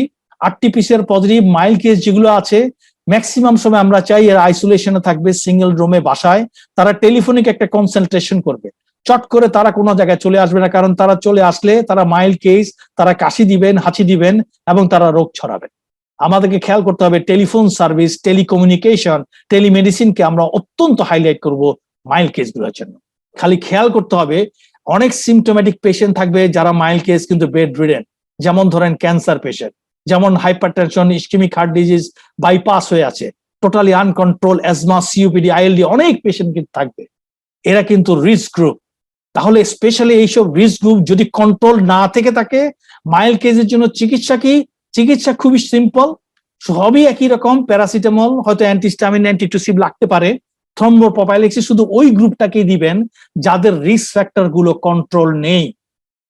এছাড়া আর কাউকে কিন্তু প্রোপাইলেক্সিস এর জন্য রিকমেন্ডেশন নেই। যদি প্রোপাইলেক্সিস রিকমেন্ডেশন দিতে হয়, that is only by means of heparin অথবা লো মলিকুলার হ্যাপারিন। প্যারাসিটামল জ্বর, গায়ে ব্যথার জন্য আমরা প্রেসক্রাইব করতে পারবো। অ্যান্টিহিস্টামিন আমি বলবো যে যাদের রাইনোরিয়াস আছে তাদেরকে দিবেন, কাশির জন্য দিবেন না, তার কারণ এটা ড্রাই কফ আরো বাড়িয়ে দিবে অ্যান্টিহিস্টামিন। যদি কাশি থাকে আমরা অ্যান্টিটাসিভ দিতে পারি। এটা দেওয়ার কারণটা হচ্ছে যে রোগীটা হাঁচি দিচ্ছে, কাশি দিচ্ছে, সে কিন্তু অনেক বেশি পরিমাণ ভাইরাস জিনগত করছে। মিলিয়নস অফ ভাইরাসের ডিফারেন্স হয়ে যায় যখন একটা মানুষ কাশি হাঁচি দেয় অথবা দেয় না। সুতরাং এগুলো দিলে আশেপাশে যারা থাকবে তারা সেফটি থাকবেন, এই জন্যই দেওয়া। হাই কোয়ালিটি এভিডেন্সের কথা কিন্তু বলা হচ্ছে না। আসেন আমরা মডারেট কেস, এটা সবচেয়ে জটিল জায়গা আমি বলবো, তার কারণ WHO স্ট্যান্ডার্ড অনুযায়ী যদি বলতে হয়, যাদের 90 নিচে স্যাচুরেশন চলে গেছে তারা কিন্তু সিভিয়ার কেস, তারা কিন্তু মডারেট নয়। 90 উপরে যদি স্যাচুরেশন থাকে, তারা যদি রেসপিরেটরি ডিস্ট্রেস থেকেও থাকে, তাহলে সেটা কিন্তু মডারেট কেস। খেয়াল করে দেখবেন কথাগুলো। একই রকম ভাবে রেসপিরেটরি রেট যদি কারো 30-এর নিচে থাকে, সে কিন্তু মডারেট কেস, কিন্তু তার কিন্তু রেসপিরেটরি ডিস্ট্রেস থাকতে পারে। আর যদি রেসপিরেটরি রেট 30-এর বেশি চলে আসে, সে চলে যাবে সিভিয়ার কেস। এই হচ্ছে আমাদের কেস ডেফিনেশন। আমরা যখন কোনো কেস এখন ডায়াগনোসিস করব, প্লিজ আমার request, mild, moderate, severe, critical, এভাবে যেন আমরা ডায়াগনোসিস করি। আমরা যেন আগে ক্লিনিক্যাল ডায়াগনোসিস করি, জাজমেন্ট করি কার কি টেস্ট লাগবে। আমরা যেন না বলি যে আসুন আমরা টেস্ট করে ফেলি তারপরে কেস ডিটেকশন করি। আমাদের কনসেপ্টটা এখন পুরোপুরি চেঞ্জ করে ফেলতে হবে। আমাদের চারপাশে অসংখ্য কেস, অসংখ্য পেশেন্ট সেকেন্ড ওয়েভে ঘুরছে। আমরা কিন্তু আর টেস্ট করে গিয়ে কে পজিটিভ না গিয়ে এই কথাটা যেন ভুলে যাওয়ার চেষ্টা করি। যে পেশেন্টটা মডারেট কেসে সিমটোম্যাটিক থাকবে, মানে কি কাশি অথবা শ্বাসকষ্ট হচ্ছে, তাদেরকে অক্সিজেন দেওয়ার দরকার হতে পারে 2 লিটার। তাদেরকে তখন থেকে প্রনিং করেন। কারো রেসপিরেটরি রেট বেড়ে গেছে, স্যাচুরেশন 94, এ কিন্তু অনেক বেনিফিট পাবে প্রনিং এ। যার স্যাচুরেশন অনেক কমে গেছে, রেসপিরেটরি রেট মোর দেন 30, তার ক্ষেত্রে বেনিফিট নাও পেতে পারেন, এটা খেয়াল করবেন। লো মলিকুলার ওয়েট হ্যাপারিন জাস্টিফাইড, তার কারণ রোগীটা কিন্তু নিউমোনিয়ার কেস, আইদার ক্লিনিক্যাল অথবা রেডিওলজিক্যাল। এই জন্য লো মলিকুলার ওয়েট চয়েস। যদি কাউকে দেওয়া না যায়, কন্ট্রাইন্ডিকেশন, সেক্ষেত্রে আনফ্র্যাকশনেটেড হ্যাপারিন। ডোজে আমি যাব না, এটা অনেক লম্বা হয়ে যাবে। তাহলে যদি এই মডারেট কেস ম্যানেজমেন্টের সময় আপনি দেখেন কোনো পেশেন্ট রেসপন্স করছে না অথবা ডিটোরিয়েট করছে, তার অক্সিজেন লাগছে, তখন আপনি কিন্তু ডেক্সামেথাসোন দিবেন। You can start with oral dexamethasone, কারণ রিকভারি ট্রায়ালে ওরাল শিডিউলটাও ছিল, অথবা তাকে ওরাল মিথাইল প্রেডনিসোলনও দেওয়া যাবে, কারণ ডব্লিউএইচও দেখিয়েছে যে হাইড্রোকর্টিসন, মিথাইল প্রেডনিসোলন এবং ডেক্সামেথাসোন তার রেশিও কোন ডোজে কি হবে, এটা আমি কিন্তু কিছুক্ষণ আগে আপনাদেরকে দেখিয়ে এনেছি। যে পেশেন্টের অক্সিজেন রিকোয়ারমেন্ট হবে, ডেক্সামেথাসোনের পরে আপনারা শুরু করতে হবে দেখেন রেমডেসিভির। যেহেতু আমি বলেছি দেখেন হাইপক্সিক, যাদের অক্সিজেন লাগছে অল্প 2 থেকে 6 লিটার, এই ন্যারো জায়গাটাতে কিন্তু রেমডেসিভিরের রোল অবশ্যই আছে। এই সম্পূর্ণ জায়গার পরে আমি যেটা বলবো, অ্যান্টিবায়োটিক আপনি কি দিবেন কিনা, আমি বলবো এখন পর্যন্ত কোনো অ্যান্টিবায়োটিকের কথাই আসেনি। তাহলে যারা অ্যাসিমটোমেটিক মাইল্ড কেস, এখানে কাউকে আমরা কোনো ধরনের অ্যান্টিবায়োটিক যেন প্রেসক্রাইব না করি। যদি কোনো মডারেট কেস আছে তাহলে কি দেব? আমি বলবো যদি এমন হয় আপনার হাইলি ক্লিনিক্যাল সাসপিশন থাকে, বয়স্ক একটা রোগী 65 নিচে অথবা যদি 5 বছরের নিচে হয়, তাহলে তাকে সিম্পল একটা অ্যান্টিবায়োটিক অ্যামক্সিসিলিন ক্ল্যাভোলিনিক অ্যাসিড হতে পারে অথবা ডক্সিসাইক্লিন হতে পারে, according to the UK recommendation আমরা দিতে পারি at the description of the consultant. কিন্তু আমরা যে একসঙ্গে 3টে অ্যান্টিবায়োটিক দিচ্ছি, এটা করা কখনোই উচিত হবে না। আমি বলবো দরকার হলে একটা প্রোক্যালসিটনিন করে নিতে পারেন। সাধারণত প্রোক্যালসিটনিন এইসব মাইল্ড মডারেট কেসে কখনোই বেড়ে থাকে না যদি কোভিড-19 পিউরলি হয়, আর যদি সেকেন্ডারি ব্যাকটেরিয়াল হয় তাহলে হয়তো আপনি বেশি পেতে পারেন। সিভিয়ার কেস, যখনই কোনো পেশেন্ট সিভিয়ার স্টেটমেন্ট মুখ দিয়ে আসবে, অর্থাৎ saturation less than 90, respiratory more than 30 এবং তার সিভিয়ার ক্রাইটেরিয়া গুলো রয়ে গেছে, তার ক্ষেত্রে এই ইন্ডিকেশন হচ্ছে ইনজেকশন ডেক্সামেথাসোন। আমি বলবো তাদেরকে সুইচ করে ফেলেন, যদি সে আগে ওরাল ডেক্সাও পায় তাকে ইনজেকশন ডেক্সামেথাসোন নিয়ে আসেন অথবা মিথাইল প্রেডনিসোলনে চলে আসেন। 60 মিলিগ্রাম আপনি 6 আওয়ারলি করে 4 বেলা দিতে পারেন, এটাও 5 ডেজ, সিমিলার ইফেক্ট হবে। একই রকম ভাবে এই রোগীটা অত্যন্ত সিভিয়ার কেস, হাসপাতালে আছে, আইদার এইচডিইউ, আইসিইউ অথবা জেনারেল ওয়ার্ডে, তার ক্ষেত্রে একটা ব্রড স্পেকট্রাম অ্যান্টিবায়োটিক আপনি ইউজ করতে পারেন। A single one will be enough. Again আপনি 3rd জেনারেশন দিতে পারেন অথবা আপনি চুজ করতে পারেন কার্বেপেনাম গ্রুপের কোনো ড্রাগ, কিন্তু do not try to give combination. আমাদের কিন্তু মক্সিফ্লক্সাসিন, ফ্লুরোকুইনোলন, মেরোপেনাম, কার্বেপেনাম গ্রুপ, এডিশনাল আপনার স্টাফিলোকোকাল কাভারেজ, এগুলো জেনারেল ওয়ার্ডে বসেই মানুষজন পেয়ে যাচ্ছে এখন। আর আমি আইসিইউর কথা বললাম না। তাহলে কি করছি আমরা, খেয়াল করে দেখেন, আমরা কি ক্ষতি করে দিচ্ছি? It has been proven that multiple antibiotics in COVID-19 in critical care increase the severity and mortality. আমি এই স্টেটমেন্টে যাচ্ছি না, ইউজে চলে আসি টসিলিজুম্যাব এবং কনভালসেন্স প্লাজমা থেরাপিতে। আমাদের গাইডলাইনে কিন্তু বলে দিয়েছে দেখেন, সবকিছু দেওয়ার পরেও যদি কোনো অ্যাবনর্মাল চেস্ট পেইন বাড়তে থাকে, র্যাপিডলি ওয়ার্সেনিং গ্যাস এক্সচেঞ্জ হয়, কোন রকম সিস্টেমিক ইনফেকশনের সিচুয়েশন নেই, সাইটোকাইন স্টর্ম গুলো বেড়েই যাচ্ছে এবং আপনি চিন্তা করতে পারছেন যে সিআরপি মোর দেন 100, তখনই তাকে আসলে টসিলিজুম্যাব দিবেন, আদারওয়াইজ তার ইন্ডিকেশন করবে না। আর যাদেরকে দিচ্ছেন তাদেরকে খেয়াল করতে হবে লো মলিকুলার হেপারিন আপনি চুজ করবেন। যে রোগীটা আইসিইউ চলে গেছে তাকে আমরা থেরাপিউটিক ডোজে চলে যেতে চাই, কারণ it has been proven that it reduce the mortality around 32% regarding the low dose versus high dose in patient with taking the heparin. যদি কিডনি ডিজিজ থেকে থাকে, কন্ট্রাইন্ডিকেশন থেকে থাকে, আনফ্র্যাকশনেটেড হেপারিনে চলে যাবেন, it has a serious good effect the same time. যদি তারপরেও শ্বাসকষ্ট বাড়তে থাকে, আমি বলবো যে আমাদেরকে চলে যেতে হবে ক্রিটিক্যাল কেসের ম্যানেজমেন্টে। আমি ওইটাতে যাব না, শুধু খেয়াল করতে হবে মূল জায়গাটা হচ্ছে আসলে তাকে অক্সিজেন। যদি অ্যাওয়েক থাকে রোগী প্রণ করবে আরো অনেক মাত্রায়, কিন্তু যাকে আমরা অক্সিজেন দিচ্ছি 6 লিটার ক্রস করে গেল কিনা সিম্পল মাস্কে, 10 লিটার থেকে 15 লিটার চলে গেল কিনা আমরা ভেঞ্চুরি মাস্কে চলে আসলাম, 15 লিটার ক্রস করে গেল কিনা আমরা পার্শিয়াল রিব্রিদার মাস্কে যেতে পারি, নন রিব্রিদার মাস্কে আমরা 15 লিটার পর্যন্ত দিতে পারি। কিন্তু যদি তারপরও হাইপক্সিয়া পারসিস্টেন্ট অথবা ওয়ার্সেনিং হয়, আমাদেরকে তখন হাই ফ্লো নেজাল ক্যানোলাতে যেতেই হবে। 70 লিটার পর্যন্ত আমরা দিতে পারবো, ফিক্সড 100% FiO2। যদি কাজ না করে থাকে আমরা NIV তে চলে যেতে পারবো, CPAP, BiPAP, এবং সেটাও যদি আলটিমেটলি ফেল হয়ে যায়, last of all we can go to the mechanical ventilation. আমি আর ক্রিটিক্যাল কেয়ারে যাবো না, এটা অনেক ইন্ডিভিজুয়ালাইজ কেস, অনেক কিছু হয়তো আসবে, কিন্তু কিছু টিটবিটস বলি। একটা হচ্ছে দেখেন, সিভিয়ার কেসগুলোতে ব্রড স্পেকট্রাম অ্যান্টিবায়োটিক আপনি প্রেসক্রাইব করতে পারেন সেকেন্ডারি ব্যাকটেরিয়াল ইনফেকশন ভাবলে, চয়েস অফটা আপনার উপর নির্ভর করবে, কিন্তু multiple antibiotic does not help, এটা মাথায় রাখবেন। পেশেন্ট যাদের সিভিয়ার ডিজিজ অন অক্সিজেন আছে should be provided steroid, dexamethasone is preferable. Antiviral drug remdesivir if prescribed in severe case better to prescribe as early as possible. In severe case যারা oxygen পাচ্ছে, steroid এবং antiviral, যদি clinical deterioration চলতে থাকে, IL-6 ইনহিবিটরের indication তখনই থাকবে, এবং this modality of treatment may be provided with frequent monitoring, not absolute indication but may be provided. Convalescence plasma দিলে 48 ঘন্টার মধ্যে দিবেন, এবং যদি নিউট্রালাইজেন্ট টাইটার না করা থাকে প্লিজ আপনারা ইউজ করবেন না। বারসিটিনিব অনেকে আমরা দিচ্ছেন, আমি বলবো রেমডেসিভির দেওয়ার পরে যদি কারো অক্সিজেনের ডিমান্ড বেড়ে যায় তাহলে শুধুমাত্র তাদেরকেই ব্যারিসিটিনিব দিবেন। এই জন্যই বলা আছে যখন হাইপক্সিয়া ওয়ার্সেন হচ্ছে সিভিয়ার কেসে তাহলে এটা আসবে। যে রোগী আসলে রেমডেসিভির পায় না সে যেন কখনোই ব্যারিসিটিনিব পায় না। আমাদের এখানে মানুষজন বাসায় বসে প্যারাসিটামল খাচ্ছে। যে রোগী ডেক্সামেথাসোন পায় না সে রোগী যেন কেন রেমডেসিভির যেন না পায়। এই সিকোয়েন্সিয়াল ইভেন্টস গুলা, এই সহজীকরণটা যেন আমরা বুঝতে পারি। Last of all monoclonal antibody, পলিজেনারন, এগুলো আমাদের দেশে নেই, ইউনাইটেড স্টেটস অফ আমেরিকাতে আছে, বলা আছে এটার ক্লিনিক্যাল ট্রায়ালের মধ্যে থাকে রাখলো। মাইল্ড কেস যারা সিমটোমেটিক কেস তাদেরকে দিবেন, কিন্তু not for hospitalise patient. Critical কেসের রেসপিরেটরি ফেলিয়ার ম্যানেজমেন্ট, এটা অনেক লম্বা ইস্যু থাকবে, শুধু দেখিয়ে গেলাম কি কি হতে পারে, কি কি জায়গাগুলোতে আসলে অ্যারোজোলাইজেশন হয়, এটা আমরা সবাই জানি, আমি এখানে যাব না। আমি শুধু বলবো যে রোগীটা জেগে আছে, যে রোগীটা আপনাকে অনেক বেশি কোঅপারেট করতে পারে, প্লিজ তাকে অ্যাওয়েক প্রনিং করার চেষ্টা করেন। ইট হেল্পস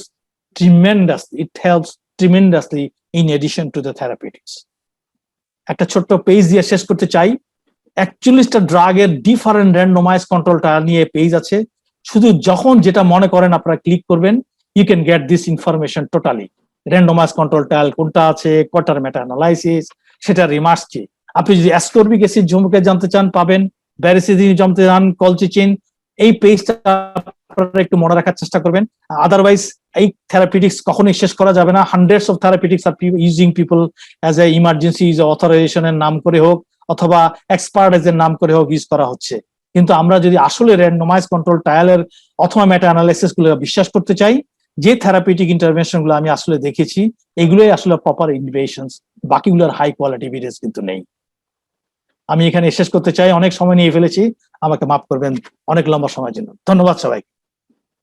স্যার ধন্যবাদ স্যার, আপনি বোধহয় আরো ঘন্টাখানেক কথা বললেও স্যার সবাই শুনতো।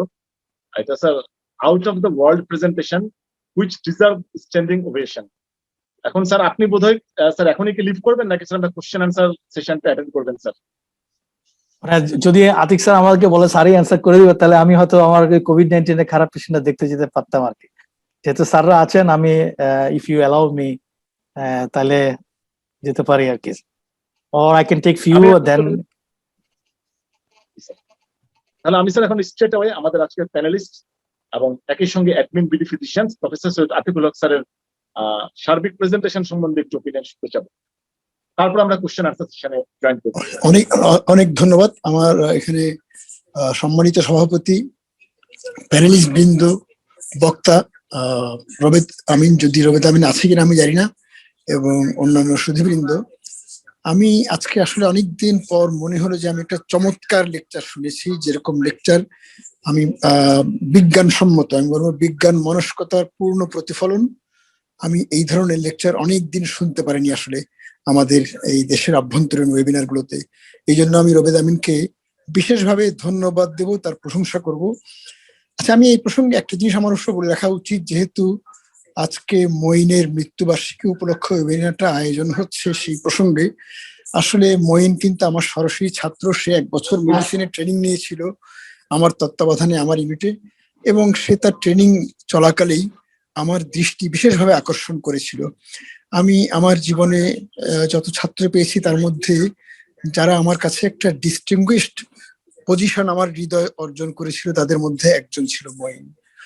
এবং আমি এটাও জানি যে মঈন যখন ইউএসটিসিতে ছিল সে তার ছাত্রদেরকেও মাঝে মধ্যে আমার কথা বিভিন্ন প্রসঙ্গ বলতো, যেটা শুনে আমার খুব ভালো লাগতো। তা আমি তার মৃত্যু উপলক্ষে আয়োজিত এই অনুষ্ঠান, তার শোক সভা বলতে পারি, এক ধরনের তার স্মরণ সভা, এবং তার সম্মানে এই ওয়েবিনারে থাকতে পেরে আমি খুব ধন্যবাদ করছি। এবং তার পাশাপাশি আমি বলবো যে রবেদ আমিন যে সুন্দরভাবে লেকচারটা দিল আমাদের, আমি বাইরে কোনো বিখ্যাত রিমাটোলজি কনফারেন্স আছে, যে কনফারেন্স গুলোতে একটা সেশন থাকে mistakes I hate to see made, মানে যেই ভুলগুলো দেখতে আমি ঘৃণা করি। ওই সেশনটার নামই হচ্ছে এই ধরনের, এবং আমার এই ধরনের একটা আন্তর্জাতিক সম্মেলনে mistakes I hate to see made যেরকম লেকচার হয়, যেই লেকচারগুলো সচরাচর বিশ্বের বিখ্যাত লিডিং অধ্যাপকরা করে থাকেন, ঠিক সেই ধরনের অনুরণন আমি পেয়েছি রবেদের কণ্ঠে। এই জন্য আমার এটা খুবই পছন্দ হয়েছে। তার লেকচার সম্পর্কে আমার আসলে সম্পূরক বক্তব্য খুব বেশি কিছু রাখার নাই। আমি যে কয়েকটা কথা বলবো সেগুলি আসলে তার আলোচনার যে এলাকা তার বহির্ভূত।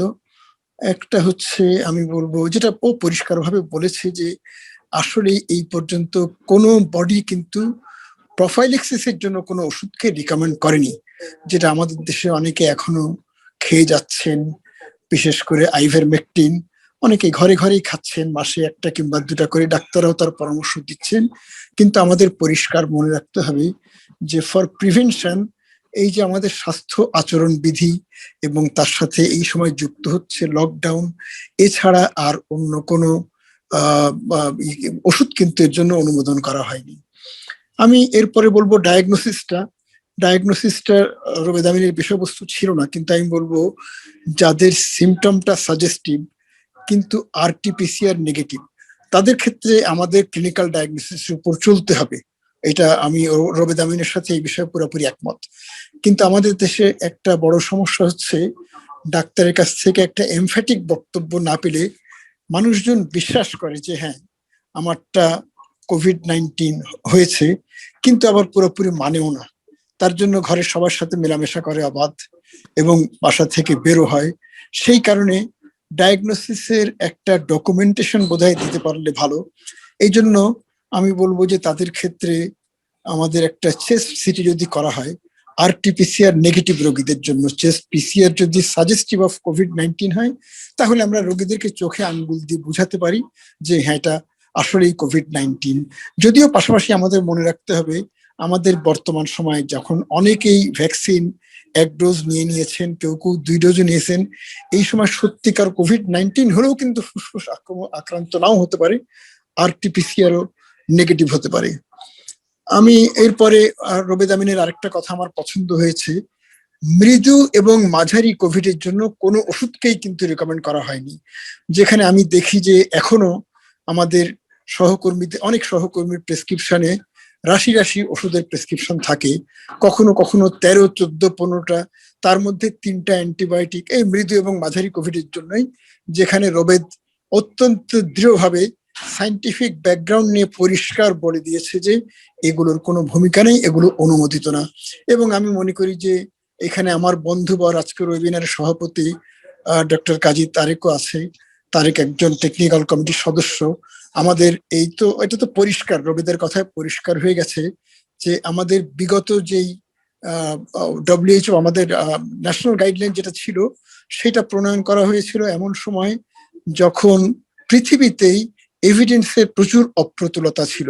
কিন্তু এখন প্রচুর এভিডেন্স এসে গেছে, যেমন আমরা কখন রেমডেসিভির ব্যবহার করব, কখন বারিসিটিনিব ব্যবহার করব, কখন ট্রাসিলিজুমাব ব্যবহার করব, এই সম্পর্কে কখন আমরা এনক্সাপারিন ব্যবহার করব, গাইডলাইন গুলো কিন্তু এখন অনেকখানি পরিশীলিত, এভিডেন্স বেসড হয়ে গেছে। কাজেই আমাদের গাইডলাইনটাকে আপডেট করার সময়, এবং এই গাইডলাইনে আমি বিশেষ করে আমাদের আজকে সভাপতি অনুরোধ করব, এই গাইডলাইন একটা পরিষ্কার উল্লেখ থাকতে হবে মৃদু এবং মাঝারি কোভিডে ওষুধ ব্যবহারের বিরুদ্ধে সতর্কতা, যেন কেউ সেই ওষুধটা ব্যবহার না করেন, এবং তার জন্য একটা মনিটরিং থাকে, কোথায় অপব্যবহার হচ্ছে তার উপরে যাতে একটা মনিটরিং থাকে, এবং সেগুলোকে মানে সেই দিক নির্দেশনাকে কার্যকর করার, প্রয়োগ করার ব্যবস্থা, তার ব্যাপারে ব্যাপক প্রশিক্ষণের ব্যবস্থা, এগুলো আমার মনে হয় আমাদের করতে হবে। আমি আরেকটা জিনিস বলবো যে অ্যান্টিবায়োটিক, রোবেদ পরিষ্কারভাবে বলেছে যে আমাদের মৃদু এবং মাঝারি কোভিডে অ্যান্টিবায়োটিক দেওয়ার কোনো প্রয়োজন নাই। আমরা তীব্র কোভিডে অ্যান্টিবায়োটিক দিতে পারি, কিন্তু সেই ক্ষেত্রে একটা ব্যাকটেরিয়াল কোইনফেকশন কিন্তু কোভিডে কমন ঘটনা না, এটা আমাদের পরিষ্কার মনে রাখতে হবে। আর তার পাশাপাশি WHO আমি অবশ্য ওর মার্চে 31 তারিখের গাইডলাইনটা এখনো পড়ে দেখতে পারিনি, মার্চ মাসে আরেকটা গাইডলাইন বের হয়েছিল NIH এর, সেটা আমি পড়েছি ভালো করে, কিন্তু WHO টা আমি আই ডিডন্ট কাম অ্যাক্রস। তো এখন ডব্লিউএইচ এর আগেরটাই কিন্তু পরিষ্কার লেখা ছিল যে অ্যান্টিবায়োটিক দিতে গেলে আগে কতগুলো কালচার করতে হবে, তার মধ্যে থ্রোট সোয়াব, স্পুটাম, ব্লাড এবং ইউরিন ট্র্যাক্ট ইনফেকশনের রিস্ক ফ্যাক্টর থাকলে ইউরিন কালচার, এগুলির কথা ছিল। আমি মনে করি যে এখনো যেসব জায়গায় কালচারের ফ্যাসিলিটিস আছে, কালচার না করে যেন কোনো অ্যান্টিবায়োটিক দেওয়া না হয়, আমি এটা সবাইকে আহ্বান জানাবো। বারিসিটিনিবের ব্যাপারে আসলে আমার মনে হয় যে একটু মানে ডব্লিউএইচওর সাথে এনআইএইচ এর সামান্য একটু তফাৎ আছে। এনআইএইচ এ বলা হয়েছে যারা যাদেরকে কোনো কারণে ডেক্সামেথাসোন বা স্টেরয়েড দেওয়া যাবে না তাদেরকে বারিসিটিনিব, এবং যখন বারিসিটিনিব দেওয়া হবে অবশ্যই উইথ রেমডেসিভির। আর ইয়েতে ও বোধহয় ফ্যাভিপিরাপিরের উল্লেখটা করেনি। ফ্যাভিপিরাপির কিন্তু এনআইএইচ গাইডলাইনে ফ্যাভিপিরাপিরকে কঠোরভাবে নিষেধ করা হয়েছে, কোনোভাবেই অনুমোদন করা হয়নি। ডব্লিউএইচ এটাতে ফ্যাভিপিরাপির সম্পর্কে কি বলা হয়েছে আমি জানি না। টসিলিজিমাব সম্পর্কে চমৎকার টাচ করেছে যে আসলে আইসিইউতে একজন রোগী যখন ট্রান্সফার হবেন তার উইদিন 24 আওয়ার্স তাকে একটা ডোজ টসিলিজিমাব উইথ স্টেরয়েড দেওয়াটা উচিত, এবং that should be 8 milligram per KG body weight IV. আর যারা আইসিইউতে না তাদের জন্য শক্ত রিকমেন্ডেশন নাই, কিন্তু এতদূর বলা হয়েছে যারা হাই ফ্লো নেজাল ক্যানুলা দিয়ে অক্সিজেন পাচ্ছেন কিন্তু অক্সিজেন মেনটেন হচ্ছে না বা অক্সিজেনের দ্রুত বেড়ে যাচ্ছে অক্সিজেনের প্রয়োজন, এবং তার সাথে ইনফ্লামেটরি মার্কার্স হাই, এবং সেখানে উদাহরণ হিসাবে আছে ফর এক্সাম্পল সিআরপি মোর দেন 75, তাদেরকেও টসিলিজিমাব দেওয়ার কথা বলা আছে। তার মানে বলা যাচ্ছে যে এই যে ওষুধগুলো আমরা ইনডিসক্রিমিনেটলি ব্যবহার করি, রেমডেসিভির, তারপরে অ্যান্টিকোয়াগুলেন্টস ইনক্লুডিং ওরাল অ্যান্টিকোয়াগুলেন্ট যেটা কোনোভাবেই রেকমেন্ড করা হয়নি, তারপরে বারিসিটিনিব, টসিলিজিমাব, এই ওষুধগুলো ব্যবহারের সুন্দর গাইডলাইন এসেছে আমরা কোন কোন পরিস্থিতি ব্যবহার করতে পারবো। কাজেই আমরা এতদিন এগুলিকে যে ককটেল হিসেবে ব্যবহার করতাম, শর্ট গান থেরাপি, যে সবগুলো দিয়ে দেখি একটা হলেও লাগলে তো লাগবে, সেটা কিন্তু এখন আর প্রয়োজন নাই। আমাদের এখন গাইডলাইনটা অত্যন্ত পরিষ্কার। তা আমি সবকিছু মিলিয়ে আমি বলবো যে আমি আসলে দুঃখের বিষয় আমার আরেকটা ওয়েবিনারে থাকতে হচ্ছিল, আমি একটা প্যাচের মধ্যে পড়ে যাই, তা আমি লিভ করব। কিন্তু আমি সবাইকে বলবো যে এই রোবেদ আমিনের লেকচারটা খুব ভালোভাবে উপলব্ধি করতে হবে, আত্মস্থ করতে হবে, এবং এই চমৎকার লেকচারের জন্য আমি আমার উচ্ছ্বাস পুনর্ব্যক্ত করে আমি বিদায় নিচ্ছি। কিন্তু সাথে সাথে আমি ক্ষমা চেয়ে এই ওয়েবিনার থেকেই বিদায় নিচ্ছি, কারণ আমার আরেকটা ওয়েবিনারে ঢুকতে হবে। অনেক ধন্যবাদ। ধন্যবাদ প্রফেসর জাতিক প্রলোক স্যার। আমাদের মাঝে আরেকজন ডিস্টিংগুইশড গেস্ট আছেন, বাংলাদেশের অন্যতম pioneer gynaecologist professor Kohinoor Begum madam, যিনি নিজেও আসলে কোভিড এড়াতে ব্যক্তিগত জীবনে ক্ষতিগ্রস্ত হয়েছেন। আমি প্রফেসর কোহিনুর বেগম ম্যাডামকে আজকের সেশনটি সম্বন্ধে কিছু বলার অনুরোধ জানাচ্ছি, তারপরে আমরা কোশ্চেন আনসার সেশনে চলে যাব। তোমাকে অসংখ্য ধন্যবাদ। শুনতে পাচ্ছ? জি ম্যাডাম। অসংখ্য ধন্যবাদ। রবিদের লেকচার তুমি আগেও শুনছি, এক্সেলেন্ট, তো মানে তুলনা হয় না, অনেক সুন্দর। যদিও আমি ওদের সব ড্রাগের নাম জানি না, সবকিছু বুঝতেও পারি না, কিন্তু তবু এটা আমি যে এটা যে ডিসক্রিপশন সুন্দর করে কার লাগবে ওষুধ কার লাগবে না, কার অ্যাসিমটোমেটিক, মাইল্ড, সিভিয়ার, এটা যে বলছে এইটাই যথেষ্ট। কারণ এত র্যান্ডম ট্রিটমেন্ট উল্টোপাল্টা হয়ে যাচ্ছে যে যার সিভিয়ার তার মাইল্ড ট্রিটমেন্ট হয়, যার মাইল্ড দরকার তার সিভিয়ার ট্রিটমেন্ট হচ্ছে।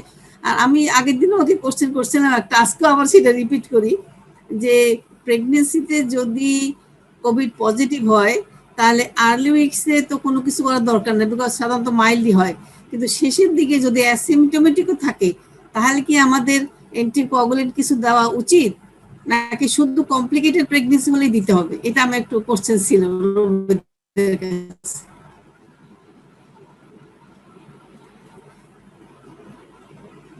বলবো ম্যাডাম?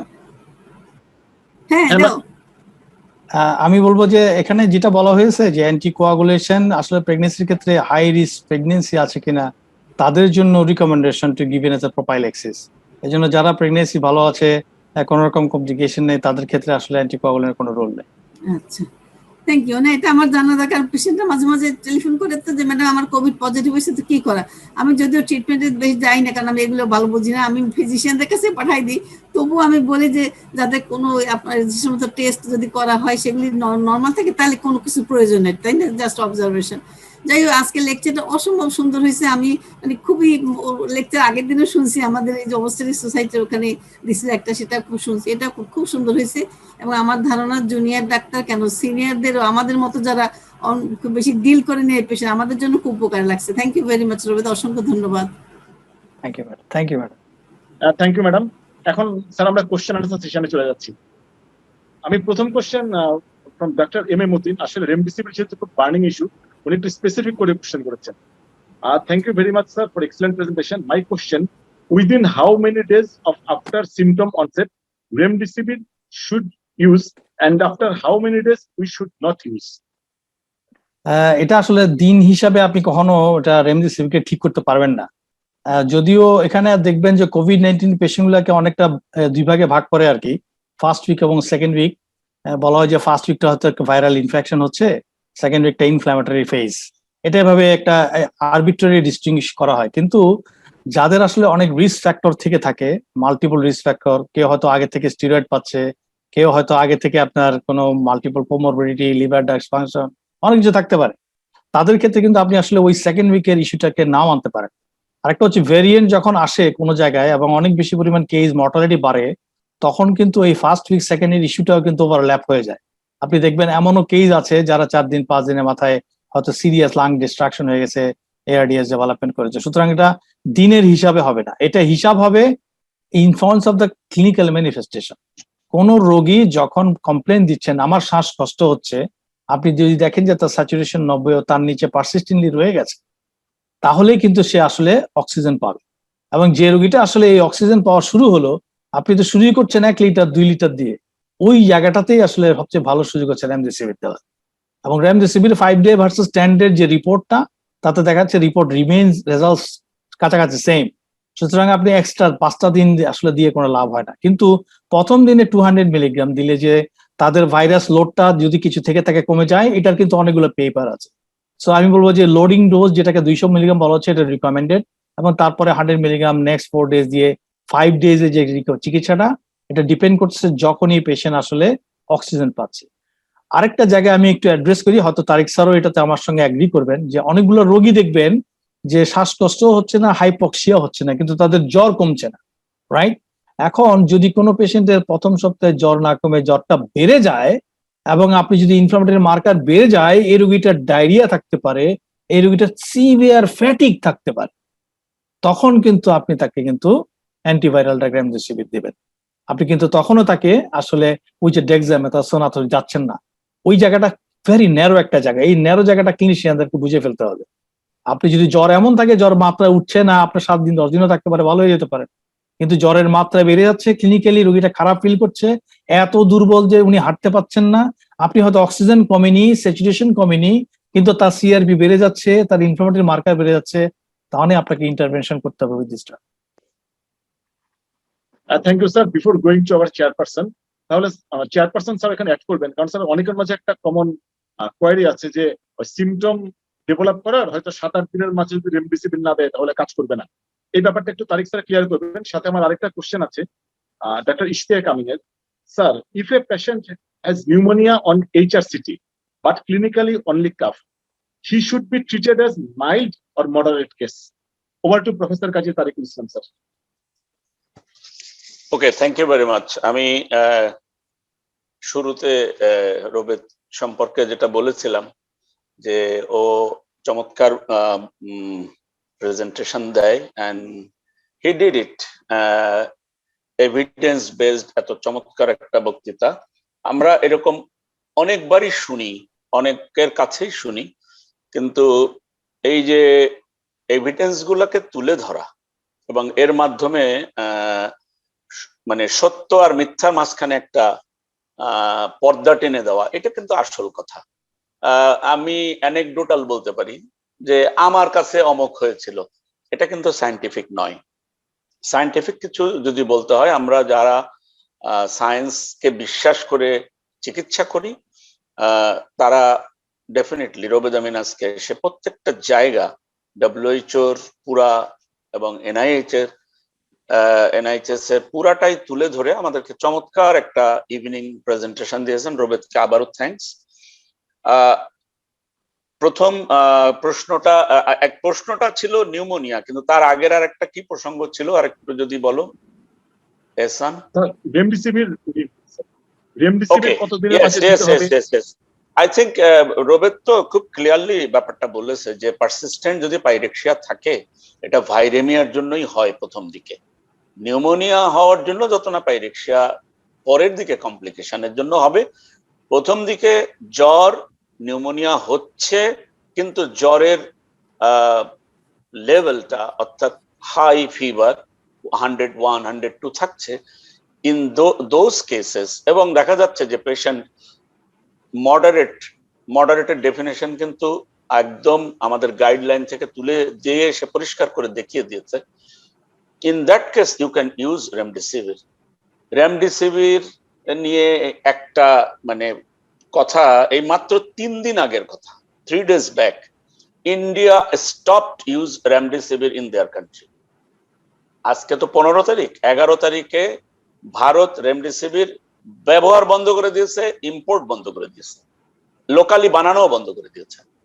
কারণ ওরা ওখানে তার একটা ছোট ইয়েও দিয়েছে, মানে রিজনও দিয়েছে যে রেমডিসিভির নিয়ে বাইরে যে সমস্ত স্টাডি হয়েছে কিছু তো এর ভিতরে জিওপলিটিক্স আছে, ইন্ডাস্ট্রিয়াল বেনিফিটের ব্যাপার আছে। তো ওরা দেখেছে যে বহু সেন্টারে রেমডিসিভির যে খুব বেশি আমাদের কোনো বেনিফিট দিতে পেরেছে তা নয়, ওই যে রোবেদের যে সমস্ত এভিডেন্স বেসড কতগুলো রেমডিসিভিরের ফেভারে কথা বলা ছিল সেখানে কিন্তু অবশ্যই তারা তাদের পক্ষে মতামত দিয়েছে, এবং তাও রেমডিসিভিরের ব্যাপারে বলা হয়েছে যে কখন দিব, কোন সময়টাই দিব। আর আমাদের গাইডলাইনে রেমডিসিভির এখনো আছে, কারণ আমরা রেমডিসিভির তুলিনি।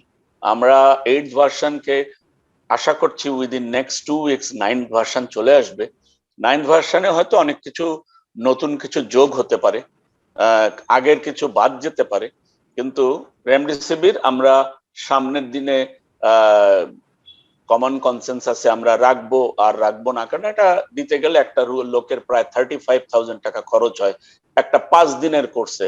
It is a costly drug, কিন্তু বেনিফিট কতটুকু দ্যাট ইজ ইম্পর্টেন্ট, এটা একটা। আর নিউমোনিয়া নিয়ে একটা কথা ছিল যে খুব আর্লি নিউমোনিয়া জাস্ট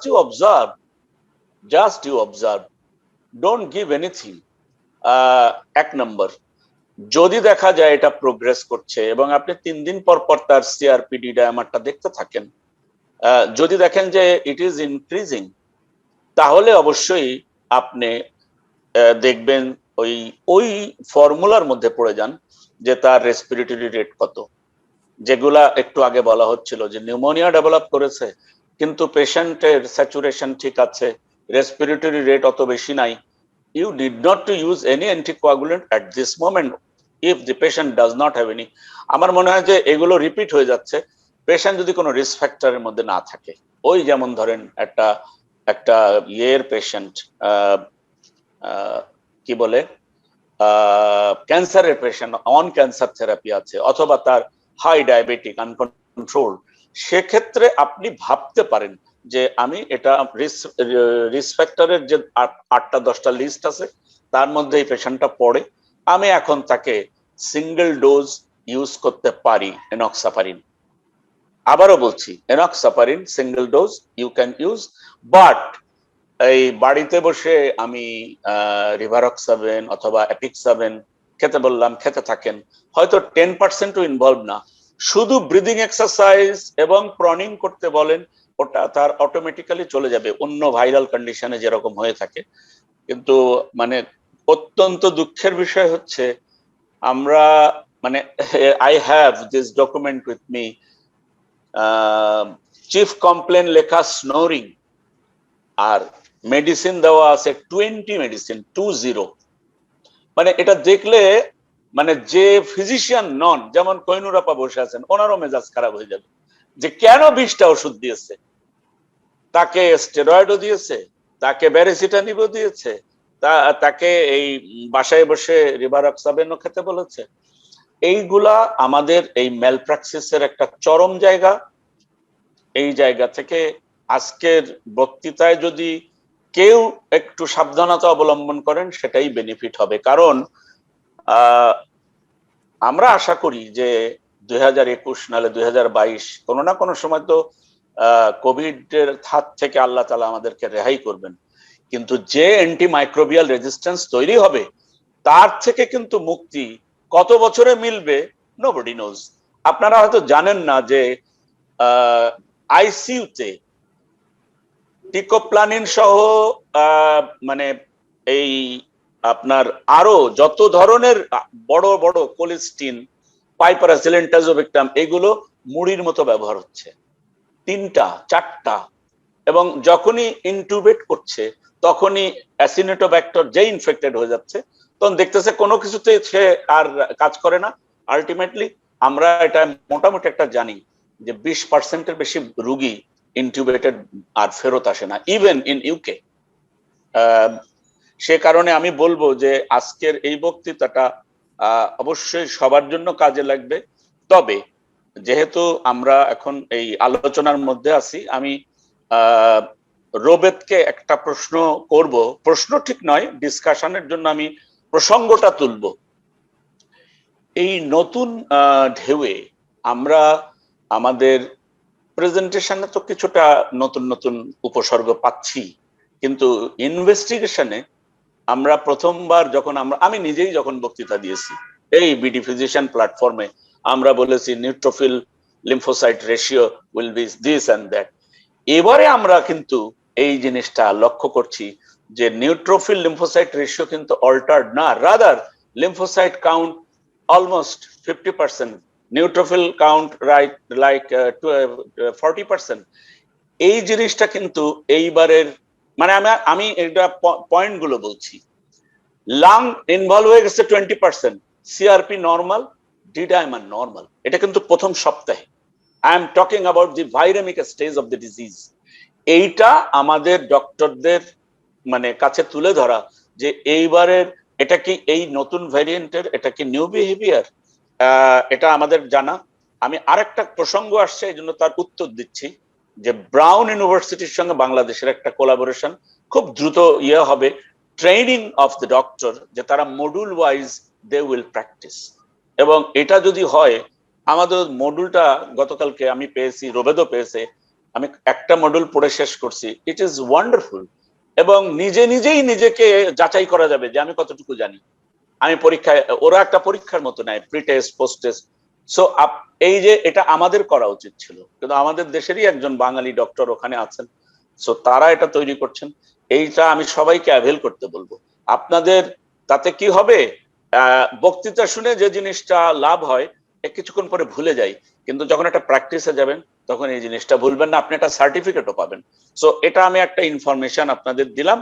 আপাতত আমরা মনে রাখবো যে 9th ভার্সনে যেগুলা নো, এগুলা আমি যেহেতু এডিটোরিয়াল বোর্ডে আছি, রোবেদও আছে, আমরা নো গুলাকে ক্যাপিটাল অক্ষরে নো বলে লিখে দেওয়ার চেষ্টা করব, সো দ্যাট ডাক্তারদের হাতে গেলে যেন তারা এটা বুঝতে পারে।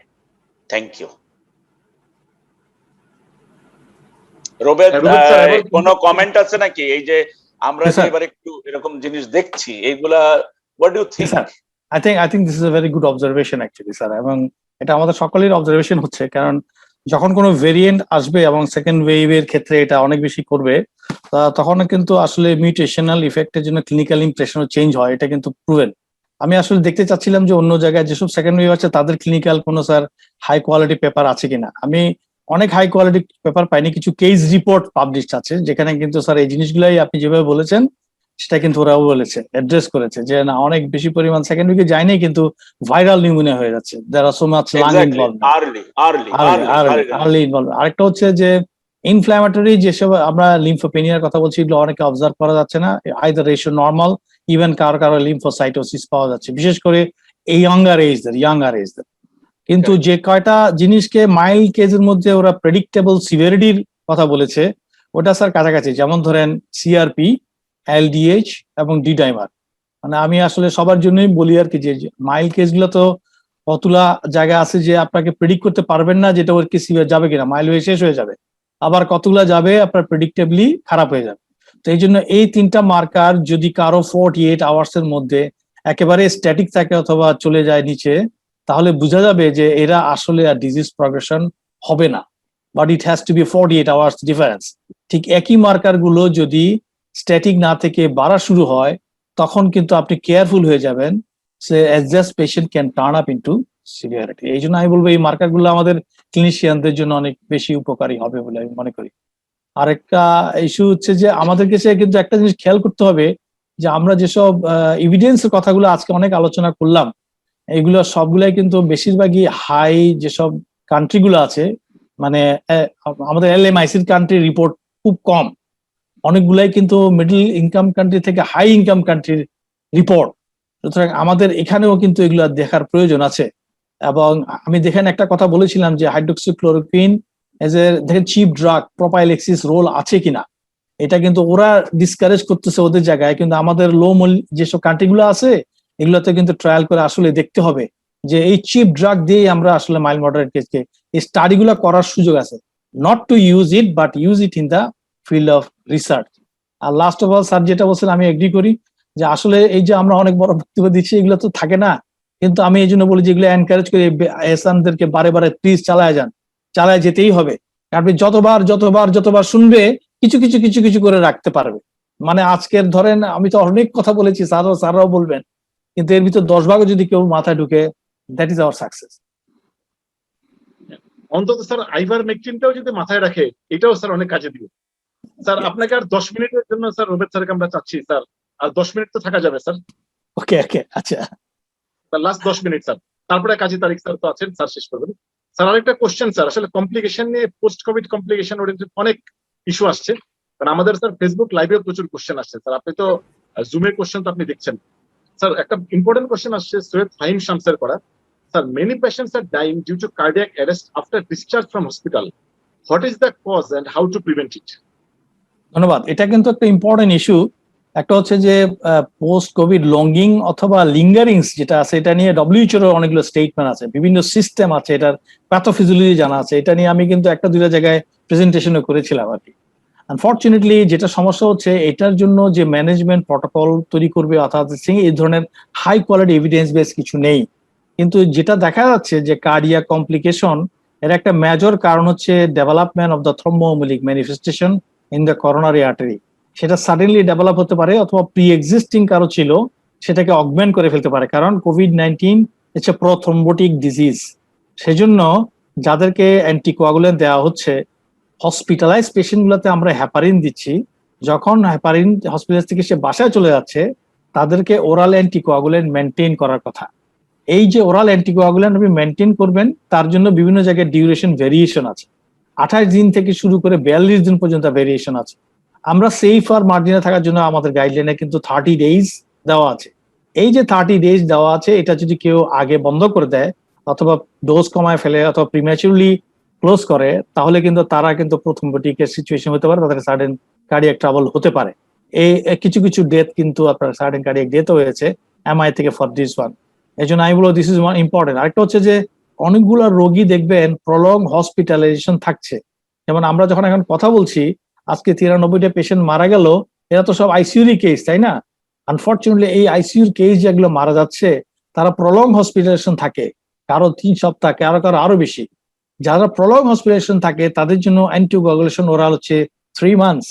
তাহলে এই 3 মাস সময় যদি সে না নিয়ে থাকে, পরবর্তী সময় তাদের cardiac complication leading to MI হয়ে যাওয়ার সম্ভাবনা অনেক বেশি থাকবে। আরেকটা প্রবলেম, এটাকে বলা হচ্ছে পেরিমায়োকার্ডাইটিস।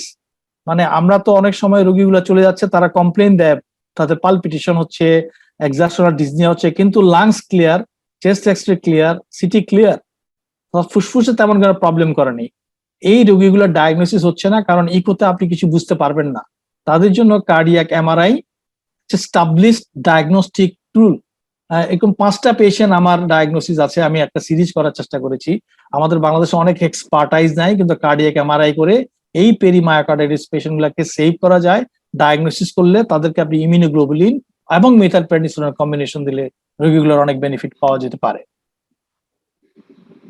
Thank you sir. আরেকটা কোশ্চেন আপনার কাছে ডিরেক্টলি করা হয়েছে ডক্টর রুকসানা পারভিন মুনমুন। তার question, sir would you please explain 48 hours after hospitalization rather duration of illness for convalescent plasma? আবার ব্র্যাকেটে ভাইরামিক ফেজ দিয়ে কোয়েরি দেওয়া।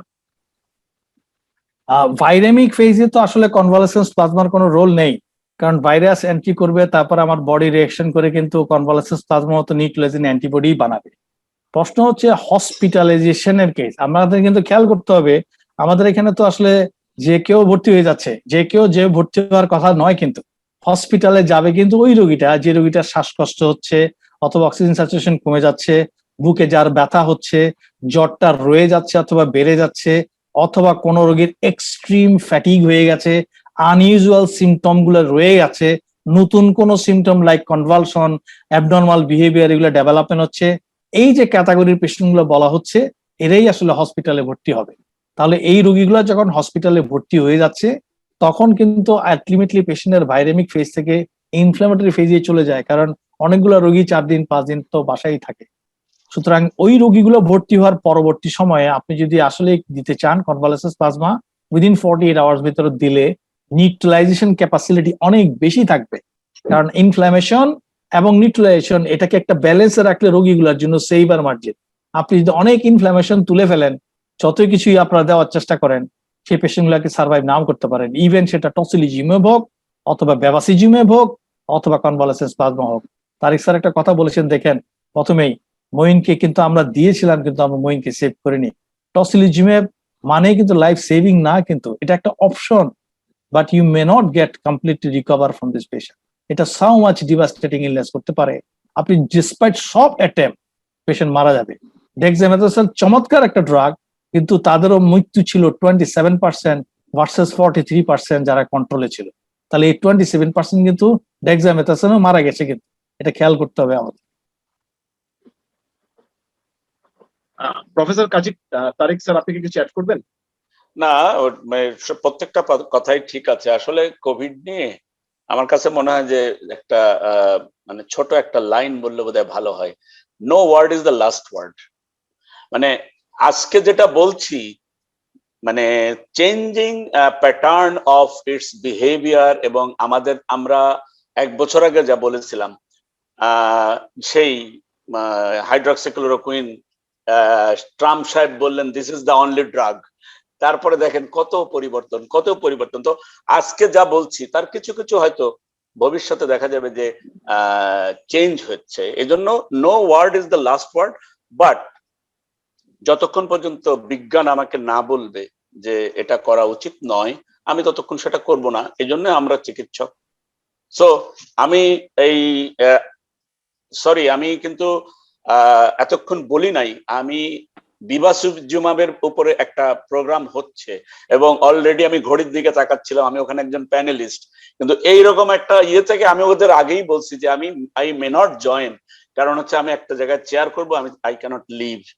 তো বিভাসিজুমাব কিন্তু বাংলাদেশে আই স্পেশালিস্টরা ব্যবহার করতেছে যুগ যুগ ধরে, বিকজ একটু আগে যেহেতু রোবেদ টসির পরপরই এটা উল্লেখ করলো, এই মনোক্লোনাল অ্যান্টিবডি, এইটা এখন এভিডেন্স চলে আসতেছে, এটার ইউজ হচ্ছে, কয়েকটা পেপার বেরিয়েছে, দেখা যাবে যে মুড়ি মুড়কির মতো এটাও আবার ব্যবহার শুরু হয়ে গেছে। আমি পপুলারে অন্তত জানি যে বিভাসিজুমাব ব্যবহার হয়েছে একজন ডক্টর সাহেবকে, এবং মাশাআল্লাহ উনি বেঁচে গেছেন, ভালো হয়ে গেছেন, ছুটিও হয়ে গেছে। এখন বিভাসিজুমাব তাকে ভালো করেছে নাকি natural course of the history of the disease ভালো করেছে, আই ডু নট নো। কিন্তু আমাদের এই সময় কিন্তু অনেক ওষুধের ব্যবহারের ব্যাপারে সতর্ক থাকা উচিত। আমরা জানি যে এর একটা মনোক্লোনাল অ্যান্টিবডি একটা ডোজের দাম হচ্ছে 70 থেকে 80,000 টাকার মধ্যে ভ্যারি করে। সাপ্লাই থাকলে 70,000, সাপ্লাই কম থাকলে 80,000 পর্যন্ত যেতে হয়। So can you imagine any person can afford it যদি তার 2টা ডোজ লাগে? মানে আপনারা শুনলে অবাক হবেন, IL-6 এখন মানে যাচ্ছে তাই ইনভেস্টিগেশন হিসেবে আসতেছে। IL-6 316 একটা পেশেন্টের, তাকে কিন্তু আমরা টসিলিজুমাব দেইনি, হি লেফট হসপিটাল। তাহলে IL-6 অনেক বেশি, অর্থাৎ টসিলিজুমাব দিতে হবে, ওই রোগী বলছে আমি এই ওষুধ কিনতে পারবো না। আমার আই ক্যানট অ্যাফোর্ড ইট, ওই পেশেন্ট কিন্তু সুস্থ হয়ে বাড়ি চলে গেছে। 170 সিআরপি, সেও কিন্তু টসি ইউজ করতে পারে নাই, লাং অনেক খারাপ হয়ে গিয়েছিল। এই স্টেরয়েড আর এনক্সাপারিন আর অক্সিজেন, উড ইউ বিলিভ ওই পেশেন্ট ভালো হয়ে বাড়ি চলে গেছে। আবার সবচেয়ে যার পিছনে অনেক অনেক করা হয়েছে সেই পেশেন্ট ভালো হয়নি, মারা গেছে। সেই কারণে আমি এই কথাটা বলছিলাম এই জন্য যে কোন ওয়ার্ডই বোধহয় কোভিড এর জন্য লাস্ট ওয়ার্ড না, এখনো বোধহয় আমাদের চেনার বাকি আছে। এটা আমাদের সবার দুর্বলতার কথাটা বললাম। Thank you sir. Last question for professor Rubed Amin sir, তারপর আমরা 2-3টা কোশ্চেন প্রফেসর কাজী তারেক স্যারের কাছে করে আমরা শেষ করে ফেলবো। রুবেদ স্যার, এই কোশ্চেন আনসার দিয়ে আপনি আপনার লাস্ট টেক হোম মেসেজ আমাদের আরেকবার দেবেন। Sir, question from doctor Anwar Sayeed. তার question, Rubed sir, when new generation RT-PCR will be brought in BD to detect newer variants? ধন্যবাদ। আমি বলবো, দেখেন আরটিপিসিআর যেটা নিউ ভ্যারিয়েন্টের জন্য হবে, এগুলার অনেকগুলা কিট আছে আর কি। তো ডিফারেন্ট কিট আছে, একটা হলো সাউথ কোরিয়াতে কিছু ডেভেলপ কিট আছে, ইউকে তে কিট আছে কিছু। UK kit is said to be more scientific and valid. South আফ্রিকানটাও সরি যে কোরিয়ানটাও খারাপ, এটা আমি বলছি না। আমাদেরকে দেখতে হবে যে আসলে কোনটা ফিনান্সিয়ালি ইকুইড হবে, কোনটার পারফরমেন্সটা আমাদের এখানে বেটার হবে। We need to check the sensitivity specificity at the same time. আমরা সবসময় জানি যে আমরা যে আগের কিটটা এনেছি ওটার সেন্সিটিভিটি ছিল 70%। যদি এটা থেকে বেটার পারফরমেন্স কিট হয় তাহলে তা আমি বলবো যে এটা যে দেশেরই হোক, ইউকে হোক অথবা সাউথ কোরিয়ান হোক, এটাকে ব্রিং আপ করা উচিত। কারণ আমাদের এখানে ডিফারেন্ট ভ্যারিয়েন্টের প্রুভেন আছে, UK as well as south African. এই জন্য আমাদের যারা চিন্তা করছেন, যে যারা ডায়াগনস্টিক পর্যায়ে বিভিন্ন কমিটিতে আছেন, আমার একটা বিশেষ রিকোয়েস্ট থাকবে যে আমাদের এই কিট গুলোকে এখনই দেখার সময় আসছে, এবং এগুলোকে যদি আমরা নিয়ে আনতে পারি তাহলে আমাদের কিন্তু অনেক বেশি প্রয়োজন হবে। বিশেষ করে সার্ভেলেন্স করার জন্য ইউকে অথবা সাউথ আফ্রিকান জন্য এই কিটগুলোর অপরিসীম গুরুত্ব থাকবে rather than the previous kit. আমরা সব পেশেন্টগুলোকে এখন জেনোম সিকোয়েন্সিং এর দরকার নেই, এখন আমাদের দরকার এইসব কিট বেস করে সার্ভেলেন্স করা। যত বেশি পরিমাণ কেসকে যত পরিবেশন বাংলাদেশের বিভিন্ন জায়গা থেকে আমরা নিয়ে আনতে পারি, সেটাই আমাদের জন্য সবচেয়ে বেনিফিট। রবেদ, আমি একটু এখানে যোগ করি, এটা স্মার্ট কিট নামে পরিচিত। এটা ওই টেকনিক্যাল কমিটিতে যারা ল্যাব নিয়ে যে কমিটি আছে, they have already suggested to the government. এবং আরো একটা বোধহয়, আমি যেহেতু ক্লিনিশিয়ান, আমি বলতে পারবো না যে ওটা কতটা ইম্পর্টেন্ট। আরটিপিসিআর এর পাশাপাশি ল্যাটারাল ফ্লো এই ধরনের একটা যে it is much accurate than RTPCR, এমন একটা কথাও আসছে। তবে এটা কিভাবে আইডেন্টিফাই করে আই হ্যাভ নো আইডিয়া, কিন্তু সম্ভবত এরকমও চলে আসবে ইন দ্য বাংলাদেশে। এটা বাইরের বিশ্বেও কিন্তু শুরু হয়েছে যে আরটিপিসিআর এর, yes RTPCR is a very Nobel one এবং এটা অনেক ভালো, কিন্তু এর পাশাপাশি আরো একটা টেস্ট আসতেছে। আর তুমি যেটা বললা, এটাতে স্মার্ট কিট নামে, এবং ওই কোরিয়ার সঙ্গে অলরেডি যোগাযোগ সরকার করছে, এবং সম্ভবত এটা নাজমুলও বলছিল, তোমার ডাইরেক্টর সিডিসির, যে এটা স্যার আমরা খুব দ্রুত আনার চেষ্টা করছি। কারণ এটা না হলে তো অনেক সত্যি কেসকে নেগেটিভ রিপোর্ট দিচ্ছে এই আরটিপিসিআর। স্যার আমি একটা জিনিস এখানে আসলে একটু গুরুত্ব দিয়ে বলতে চাই আর কি। এটা হচ্ছে, যখন কোনো দেশে অনেক বেশি পরিমাণ সেকেন্ড ওয়েভ আপসার্জ হবে, কেস লোড অনেক বেশি হবে, অনেক বেশি প্রিভেলেন্স হবে, তখন কিন্তু অ্যান্টিজেন বেসড টেস্টের একটা বিশাল ভূমিকা আছে। এটা চিপ টেস্ট, এটা নাকের ভিতর থেকে একটু স্মল নিয়ে নিলে হয়, 15 থেকে 20 মিনিটে আইডেন্টিফাই করা যায়, এবং এটাকে অনেক বেশি পরিমাণ আমাদের এখন করা উচিত। আমি একটা ছোট্ট উদাহরণ দিই স্যার, তাহলে বুঝতে পারবেন এটার আসলে গুরুত্ব কতটুকু। চিটাগাঙ্গে 3টা কেস হয়েছে যেখানে আপনার অ্যান্টিজেন বেসড টেস্ট করে পজিটিভ আসছিল ডে 1-এ, অথচ দেখেন ক্লিনিশিয়ান করলো কি, এটাকে আবার আরটিপিসিআর করতে দিল পরের দিন। এখন আপনারা জানেন তো দেওয়ার দরকার ছিল না, স্যার। এখন যখন দেয়া হলো, ওই আরটিপিসিআর আসলো নেগেটিভ, তখন তাকে বলা হলো তার রোগটা নেই। কি হয়েছে দেখেন স্যার, ওই ফ্যামিলিতে তারপরে ডিজিজটা ট্রান্সমিট হয়, তাদের ফাদার এফেক্টেড হয়, একজন সার্ভাইভ, লাইফও শেষ হয়ে যায় অনলি ফর দিস।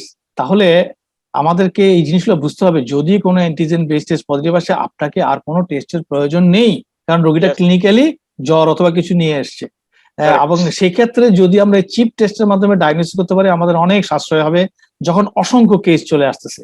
যদি কোনোটা আরটিপিসিআর অ্যান্টিজেন টেস্ট নেগেটিভ থাকে এবং আমাদের সাসপিশনটা যদি বেশি থাকে শুধুমাত্র that case তাদেরকে only. আমরা Yes. RTPCR. True. Thank you professor Rubed Amin sir. Sir Can একটা I go? কোশ্চেন মানে vaccine- না ঠিক আছে রুবেদ আমিন স্যার, যদি আপনি চেয়ারপারসনের অনুমতি ক্রমে যেতে চান স্যার আমার যে না, it's আমাদের- okay. It's okay. স্যার আমি চেয়ারপারসন আমি- স্যার আমি- অনুমতি it's চাই, okay. আমি না, আমি না, একটু না, কোভিড wonderful, 19 পেশেন্ট wonderful. দেখতে যাবো যেন আমি না, না, না। সব শেষ কথা একটু বলতে চাই। একটা হচ্ছে যে হ্যাঁ, আমরা যারা ক্লিনিশিয়ানরা যা আছি এবং আমরা যারা ডাক্তাররা আছি আমাদের এই প্রেজেন্টেশন হোক অথবা এর মাধ্যমে একটা কথাই যে আমরা দেখতে পাচ্ছি যে আমাদের এখানে অসংখ্য রোগী যারা ক্লিনিক্যালি ডায়াগনোসিস হচ্ছে অ্যাসিমটোমেটিক পেশেন্ট গুলো অনেক ওষুধ পেয়ে যাচ্ছে। আমরা যেন এটা না করি। অনেক মাইল্ড কেস গুলো একেবারে হাতে আঙ্গুনা 15 থেকে 16টা ওষুধ পাচ্ছে কোনো কারণ ছাড়াই। আমাদের একটাই রিকোয়েস্ট থাকবে আমরা যেন এইসব ইনডিসক্রিমিনেট ওষুধ না করি, আমরা যেন যেসব রিকমেন্ডেশন গুলো আছে এটা ফলো করি। আমি শুধু একটা কথাই বলবো, আমাদের ন্যাশনাল গাইডলাইনটা আছে, আমাদের বাংলাদেশের যেখানে যে ডাক্তারাই থেকে থাকুক আমরা শুধু ন্যাশনাল গাইডলাইনটা যেন সব ফলো করি। এই একটা কাজ করলেই কিন্তু আমরা মনে করি যে আমাদের পেশেন্ট ম্যানেজমেন্ট অনেক ভালো হবে। এই কথাটা বলি, আপনি সকলের অনুমতি নিয়ে আমি একটু বিদায় নিচ্ছি, একটু পেশেন্ট দেখতে হবে। Thank you very much. Thank you very much. Thank you. Wonderful. ধন্যবাদ স্যার। প্রফেসর কাজী তারিক স্যার, আমরা দুই একটা কোশ্চেন আপনার কাছে নিব, খুব প্রাসঙ্গিক কোশ্চেন। আমি হচ্ছে আমি ঘড়ির দিকে তাকায় দেখছি যে যে জায়গায় আমার আরেকটা প্রোগ্রাম ছিল সেখানে যদি আমি এখন ঢুকি তাহলে মানে ওখানে আমি অপমানিত হইতে পারি যে এত দেরিতে ঢুকে কি লাভ হয়েছে। আমি আর ওখানে ঢুকবো না, দুই তিনটা কোশ্চেন এখানেই first শেষ question, করবো কারণ ওখানে আর যাওয়া সম্ভব নয়। আমি স্যার ফার্স্ট কোশ্চেন, প্রেগনেন্ট ওমেনদের ভ্যাকসিন দেওয়ার ব্যাপারে কি স্যার কোনো আর কোনো গাইডলাইনে কোনো চেঞ্জ হয়েছে বা ভ্যাকসিন দেওয়ার ব্যাপারে? না, আমরা যে কোনো ট্রাইমেস্টারে না। বা এটা ল্যাকটেটিং আমাদের দেশে আমরা করিনি, আমাদের দেশে আমরা গাইডলাইনে করিনি দুইটা কারণে। একটা হচ্ছে যে ভ্যাকসিনটা যখন ডেভেলপ করেছে তখন অবশ্যই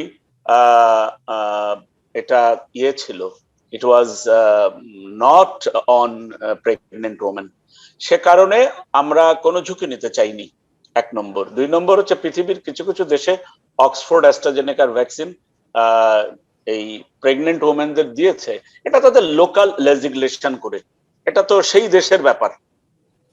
সেখানকার রেজাল্টটা হয়তো আমরা মেবি আগামী 2-1 মাসের মধ্যে পাবো যে ইয়েস প্রেগনেন্ট ওমেনের দিয়ে কোনো সমস্যা হয়নি। তখন হয়তো আমরা একটা লিখিত এভিডেন্স পেলে আমাদের দেশে আমরা শুরু করতে পারবো। কিন্তু ভ্যাকসিন নিয়ে আমার আজকে কোনো আলোচনা হয়নি, কিন্তু ভ্যাকসিন নিয়ে অনেক আলোচনার দরকার ছিল, মেবি সাম আদার ডে, কারণ এখন ভ্যাকসিনের সেকেন্ড ডোজও আমরা নিয়ে নিয়েছি, ভ্যাকসিনের নিয়ে নানান রকম। হ্যাঁ, প্রাসঙ্গিক কোশ্চেন করবেন স্যার। তারিক, আমি অনেকে তো একটা স্যার কথা ফার্স্ট বলি, ডোজ নেওয়ার পরে তারিক, আমি এই একটা যে কথা বলি। আপার একটা প্রশ্ন আছে। হ্যাঁ, আমার please. প্রশ্ন না, আমরা এখন ওই যে ন্যাশনাল গাইডলাইন যেটা মানে ফিগর বা এওফা গাইডলাইন, তারা বলছে কি যে প্রেগন্যান্সিতে ভ্যাকসিন নেওয়া যাবে। এটা হ্যাঁ, আমি তাদের জানি সেটা, আমরা আমি তো এখানে তো সেটা করি নাই, আমরা এখানে করি নাই, কিন্তু ওরা ব্রেস্ট ম্যাডাম কি- থেকে শুরু করে আপা, সব কিছু আপনি আমার কথাটা তাহলে পুরো বোধহয় শুনেন নাই। আমি বলছি আমরা দিচ্ছি না লিগ্যাল কারণে, যেহেতু Legal কারণে, এটাতে হ্যাঁ, যদি কারো কোনো প্রবলেম হয় তাহলে লায়াবিলিটিসটা গভর্নমেন্টের উপরে আসবে। কয়েকটা দেশে যখন এইটা পাবলিকেশন হবে তখন অবশ্যই আমাদের দেশেও এটা শুরু হয়ে যাবে, আমি এই কথাটাই বলেছি। আচ্ছা আচ্ছা।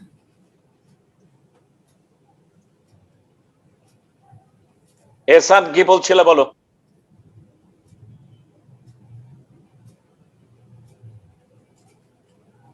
এহসান, হ্যাঁ sir.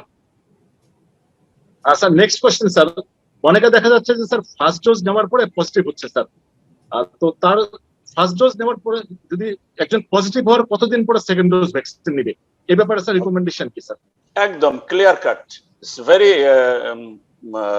Clearly written in the book also, আর ডিসকাশনেও আসছে যে ফার্স্ট ডোজ নেওয়ার পরে যদি তার তো ইমিউনিটি তো 50% এর কাছাকাছি হয়, বেশি হয় না, সো দুইজনে একজন তো হতেই পারে। যেদিন তার কোভিড পজিটিভ টেস্ট আসবে তার থেকে আর্লিয়েস্ট 4 উইকস, বেটার 6 উইকস, এর আগে সে দ্বিতীয় ডোজ ভ্যাকসিন নিবে না। Thank you sir. Sir, is there any role of aspirin or favipiravir? In COVID Yes, sir. ফ্যাভিপিরাভিরের তো কোনো রিকমেন্ডেশন নাই, আমরা তো এইডস গাইডলাইনে উঠাই দিয়েছি। রেমডেসিভিরই আছে শুধুমাত্র নাম্বার 1। আজকের আলোচনায় ফ্যাভিপিরাভির তো রোবেদামিনও আনে নাই, সো ফ্যাভিপিরাভির নিয়ে কোশ্চেন করারই দরকার নেই। আর অ্যাসপিরিন নিয়ে এই কোভিড নিয়ে কোনো প্রশ্ন নাই। কোভিডে অ্যাসপিরিন ব্যবহার করলে তার কোয়াগুলেশন হবে না এরকম কোনো সায়েন্টিফিক আর্টিকেল পাবলিশড হয়নি, এবং এর পক্ষে কোনো কথা বলা হয়নি। কোনো জায়গায় ভ্যাকসিনের পরে কারো এই যে অক্সফোর্ডের ভ্যাকসিনে কারো ভিপিট হয়েছে, এবং প্রায় 20 কেসেস ইন 2 মিলিয়ন। তো সেটা অনেক পার্সেন্টেজে 0.000 লাইক পার্সেন্টেজ ইজ সো লো। সেই জায়গাতে বলা হয়েছে যে ওকে, সেই ধরনের ক্ষেত্রে দি ট্রিটমেন্ট ইজ নট অ্যাসপিরিন। কেউ বলেন যে যদি রিভারক্সাবেন খেয়ে নেওয়া যায় 7 দিন, এটা ইয়াঙ্গারদের বেশি, নট দি এল্ডারলি পিপল। এগুলো সবই মানে অ্যানেকডোটাল, কারো পার্সোনাল এক্সপেরিয়েন্স থেকে এটা বলেছে, but there is no evidence based published paper or any analysis যে এইটাতে তার কোয়াগুলেশন প্রিভেন্ট হবে। তবে ভেনাস সাইনাস থ্রম্বোসিস, এটা একটা সেন্ট্রাল ভেনাস সাইনাস থ্রম্বোসিস, এটা একটা অবশ্যই ইম্পর্টেন্ট কমপ্লিকেশন হিসেবে কয়েকটা পেশেন্টকে পাওয়া গেছে, তারপরেও এস্টাবলিশ করা যায়নি। যেমন শুধু আমাদের বর্তমানের যে অ্যাস্ট্রাজেনেকা, তাকে নিয়ে একটা হইচই শুরু হয়েছিল। মাত্র 1 সপ্তাহের মধ্যে খবর আসছে যে জনসন এন্ড জনসনেও একই কাহিনী। সো পৃথিবীর অনেক দেশে এবং আমেরিকাতেও এখন এফডি এটাকে হেল্ড আপ রাখছে যে আরো দেখিনি। আসলে আমি যদি একটু পিছনে যাই, একটা জিনিস মনে রাখতে হবে, একটা ভ্যাকসিন বের হতে আমি মনে হয় এই প্ল্যাটফর্মেই ভ্যাকসিন নিয়ে বলেছিলাম যে 10 বছর সময় লাগে। সেই 10 বছরের শিশুকে আমি 1 বছরের মধ্যে তৈরি করে ফেলছি। এখন এর কিছু আউটওয়ার্ডস ইফেক্ট আমার মানসিকতার মধ্যে থাকতে হবে, তারপরে তাকে কিভাবে আরো কম্প্রোমাইজ করা যায় সেটাও আমাকে মেনে নিতে হবে। সেই কারণে আমরা এ ভালো না ও ভালো এটা না বলে আমরা অবশ্যই অক্সফোর্ডের এই ভ্যাকসিনটা আমরা নিব, এবং এই ভ্যাকসিনে আমাদের দেশে যেমন ইউরোপ আমেরিকাতে নর্মালি ভেনাস থ্রম্বোএম্বোলিজম বেশি, whereas in এশিয়ান কোন কারণে আল্লাহ তাআলা আমাদের উপর রহম করছে। আমাদের তো এক প্রেগন্যান্সি, ওরাল কন্ট্রাসেপটিভ পিল, এইগুলাতে প্রভোকেটিং এই কন্ডিশনে অনেক সময় ভিটি হয়। আদারওয়াইজ আমাদের দেশে ভিটি তো অলমোস্ট খুবই কম। আমাদের দেশে এই ভ্যাকসিনে এ পর্যন্ত কোনো রিপোর্টেড নাই। শুধু আমি 2টো কেস সম্পর্কে জানি, একটা অ্যানাফাইলেক্সিস হয়ে এক্সপায়ার করেছে, সেটার ভার্বাল অটোপসি হয়েছে, আর একটা একটু লেট রিয়াকশন হয়ে সেটার আবার কোমরবিড কন্ডিশন ছিল। এছাড়া আমাদের দেশে সম্ভবত 55 to 60 লাখের মতো ভ্যাকসিন কিন্তু ফার্স্ট ডোজ সেকেন্ড ডোজ মিলে দেওয়া হয়ে গেছে, কিন্তু এই আপ টিল নাও 60 লাখের উপরে দেওয়া হয়েছে। বড় কোনো ধরনের কোনো সমস্যা আমাদের দেশের এ পর্যন্ত রিপোর্টেড না। So we can take the vaccine. Sir, doctor Wahid আহমেদের একটা কোশ্চেন ডিরেক্টলি আপনার কাছে করা। প্রফেসর তারিক স্যার, আমরা এখনো এন্টিজেন বেসড টেস্টে শিফট করছি না কেন? আমরা শিফট করেছি অপ্রতুল, কিন্তু এটা ঢাকা শহরের মেডিকেল কলেজগুলোতে আছে, জেলা শহরের হসপিটালগুলোতে আছে। এটা প্রাইভেট যে হসপিটালগুলা, এই প্রাইভেট হসপিটালে এটা এখনো দেয়নি, বা এরা আগ্রহ করে সরকারের কাছ থেকে হয়তো নেয়নি। কিন্তু অ্যান্টিজেন বেসডে মাত্র লাগে 20 মিনিট বা আধা ঘন্টা। বিশেষ করে এই যে আপা বসে আছেন, ওনারা যদি একটা পেশেন্টের সিজার করতে হয় জরুরি, মানে আমি বলবো এমার্জেন্সি কন্ডিশনে, antigen test is the best test. আপনি যদি পজিটিভ পান, you can reject the patient, যে না ভাই তোমার পজিটিভ, আগে এটা ঠিক হোক তারপরে আমি সার্জারি করবো বা অন্য কোনো পন্থায় যাব। যদি নেগেটিভ হয়, আমি কিন্তু ক্লিয়ার করে বলার চেষ্টা করছি, যদি নেগেটিভ হয় তাহলে আপনি বলতে পারবেন না যে এটা কোভিড কেস নয়, then you will go for RTPCR. এবং আরটিপিসিআর এ যদি নেগেটিভ হয় তাহলে আপনি সেক্ষেত্রে বলতে পারেন যে হ্যাঁ আমি ওখানেও নেগেটিভ পেয়েছিলাম, এখানেও নেগেটিভ পেয়েছি, I can go for surgery. Thank you sir. Sir আরেকটা খুব important question, sir what is the from doctor Mohammad Mizanur Rahman, তার question, sir what is the latest guideline on use of ARB in hypertensive patients with COVID? Does ARB has any positive or negative influence on severity of COVID? আপনাকে specifically আপনাকে question. Yes, না it's okay, এটা একটা খুব ভালো question, কারণ যেহেতু এটা মানে সি রিসেপ্টরকে বাইন্ড করে, প্রথম দিকে শুরু এটা নিয়ে অনেক তর্ক বিতর্ক, পক্ষে বিপক্ষে মত ছিল। পরে দেখা গেছে যে এআরবি দিলে বা না দিলে it does not influence either in favour or against. সেজন্য যিনি এআরবি খাচ্ছেন তার বন্ধ করার দরকার নেই, যিনি এআরবি ছাড়া অন্য ওষুধে ছিলেন, for example CCB or some other drug, তার আবার এআরবি তে ব্যাক করারও দরকার নেই। সে কারণে এই ড্রাগ নিয়ে প্রথম 6 মাস অনেক, যেহেতু এটা এসি রিসেপ্টরকে বাইন্ড করে, এটা নিয়ে অনেকগুলো পাবলিকেশনও হয়েছে। সো এটা এর পক্ষে বিপক্ষে কোনো মতামত নাই, সেই জন্য ড্রাগ চেঞ্জ করার কোনো প্রয়োজন হবে না। স্যার অনেক কোশ্চেন আছে স্যার, সারা রাতে শেষ করা যাবে না, আমি স্যার লাস্ট কোশ্চেন নিচ্ছি স্যার। Okay, thank you. বেশ প্রাসঙ্গিক কোশ্চেন লেগেছে আমার কাছে।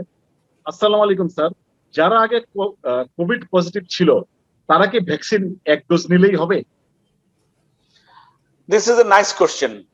অ্যাকচুয়ালি আমাদের দেশে অ্যান্টিবডি মাপার কোয়ান্টিটেটিভ অ্যাসে যদি থাকতো, এবং থাকতো বলতে সরকার যদি এটা আনতেন বা ছেড়ে দিতেন, আমরা বহু নভেম্বর মাস থেকে বলছি যে অ্যান্টিবডিটা ছেড়ে দেওয়া হোক সেরো সার্ভিলেন্সের জন্য। হ্যাঁ, ছেড়ে দিয়েছে সেরো সার্ভিলেন্সের জন্য, এরা ওই প্রোটোকল মানে প্রজেক্ট করে প্রোটোকল করে দে আর ডুইং দিস, যে কার শরীরে কি পরিমাণ, কিন্তু এটা জনগণের জন্য কেন ছাড়েনি এটা আমার কাছেও বোধগম্য নয়। যিনি এই প্রশ্নটা করছেন, ফর এক্সাম্পল উনি যদি একবার আক্রান্ত হয়ে থাকেন, উনি যদি দেখেন যে আমার কোভিড এর অ্যান্টিবডিটা একটা লেভেলে আছে, যে লেভেলটা আমি ফার্স্ট ডোজ নিলে ওই লেভেলে পৌঁছাতে পারতাম, তাহলে একটা মাত্র ডোজই তার তখন বুস্টার হতে পারতো। সো এখনো পর্যন্ত যেহেতু আমরা নীতিগতভাবে কান্ট্রি ওয়াইজ আমরা এই সিদ্ধান্ত নেইনি, কোভিড হলেও আপনি 2টো ডোজই নেন, তাতে আপনি বোনাস বা বেনিফিটেই থাকবেন। কারণ একটা জিনিস এ পর্যন্ত মোটামুটি প্রতীয়মান যে কোভিডের যে 2টা ডোজ নিয়ে আমরা খুশি খুশি ভাব, পয়লা ডোজ নিয়ে চলে গেলাম হচ্ছে কক্সবাজার আর সেন্ট মার্টিন, 2টা ডোজ নিয়ে আমরা যেন ফুর্তিতে না থাকি, কারণ এটা আমাদের প্রোটেকশন যাই দিক না কেন এটা ম্যাক্সিমাম থাকবে 200 ডেজ। মোটামুটি পৃথিবীর বেশ কয়েকটা পেপার এখন পাবলিশ হয়েছে অ্যাস্ট্রাজেনেকার এই ভ্যাকসিনে 200 দিন থাকবে, মানে 6 মাসের একটু বেশি। তার মানে আপনাকে 6 মাস পর আরেকটা বুস্টার নেওয়ার জন্য এখনই চিন্তা ভাবনা করতে শুরু করেন। টেনে টুনে না হয় আপনি 1 বছরই থাকবেন, কিন্তু বছর শেষে বুস্টার একটা নেওয়া লাগবে, এছাড়া কোনো উপায় নাই। সেই জন্য স্বাস্থ্যবিধি যতক্ষণ পর্যন্ত এই কোভিড আছে ততক্ষণ পর্যন্ত ওই 3টা জিনিস মেনে চলতেই হবে, যে 3টা জিনিস বারবার বলা হয়, বারবার আমরা শুনি, mask, distancing and hand washing.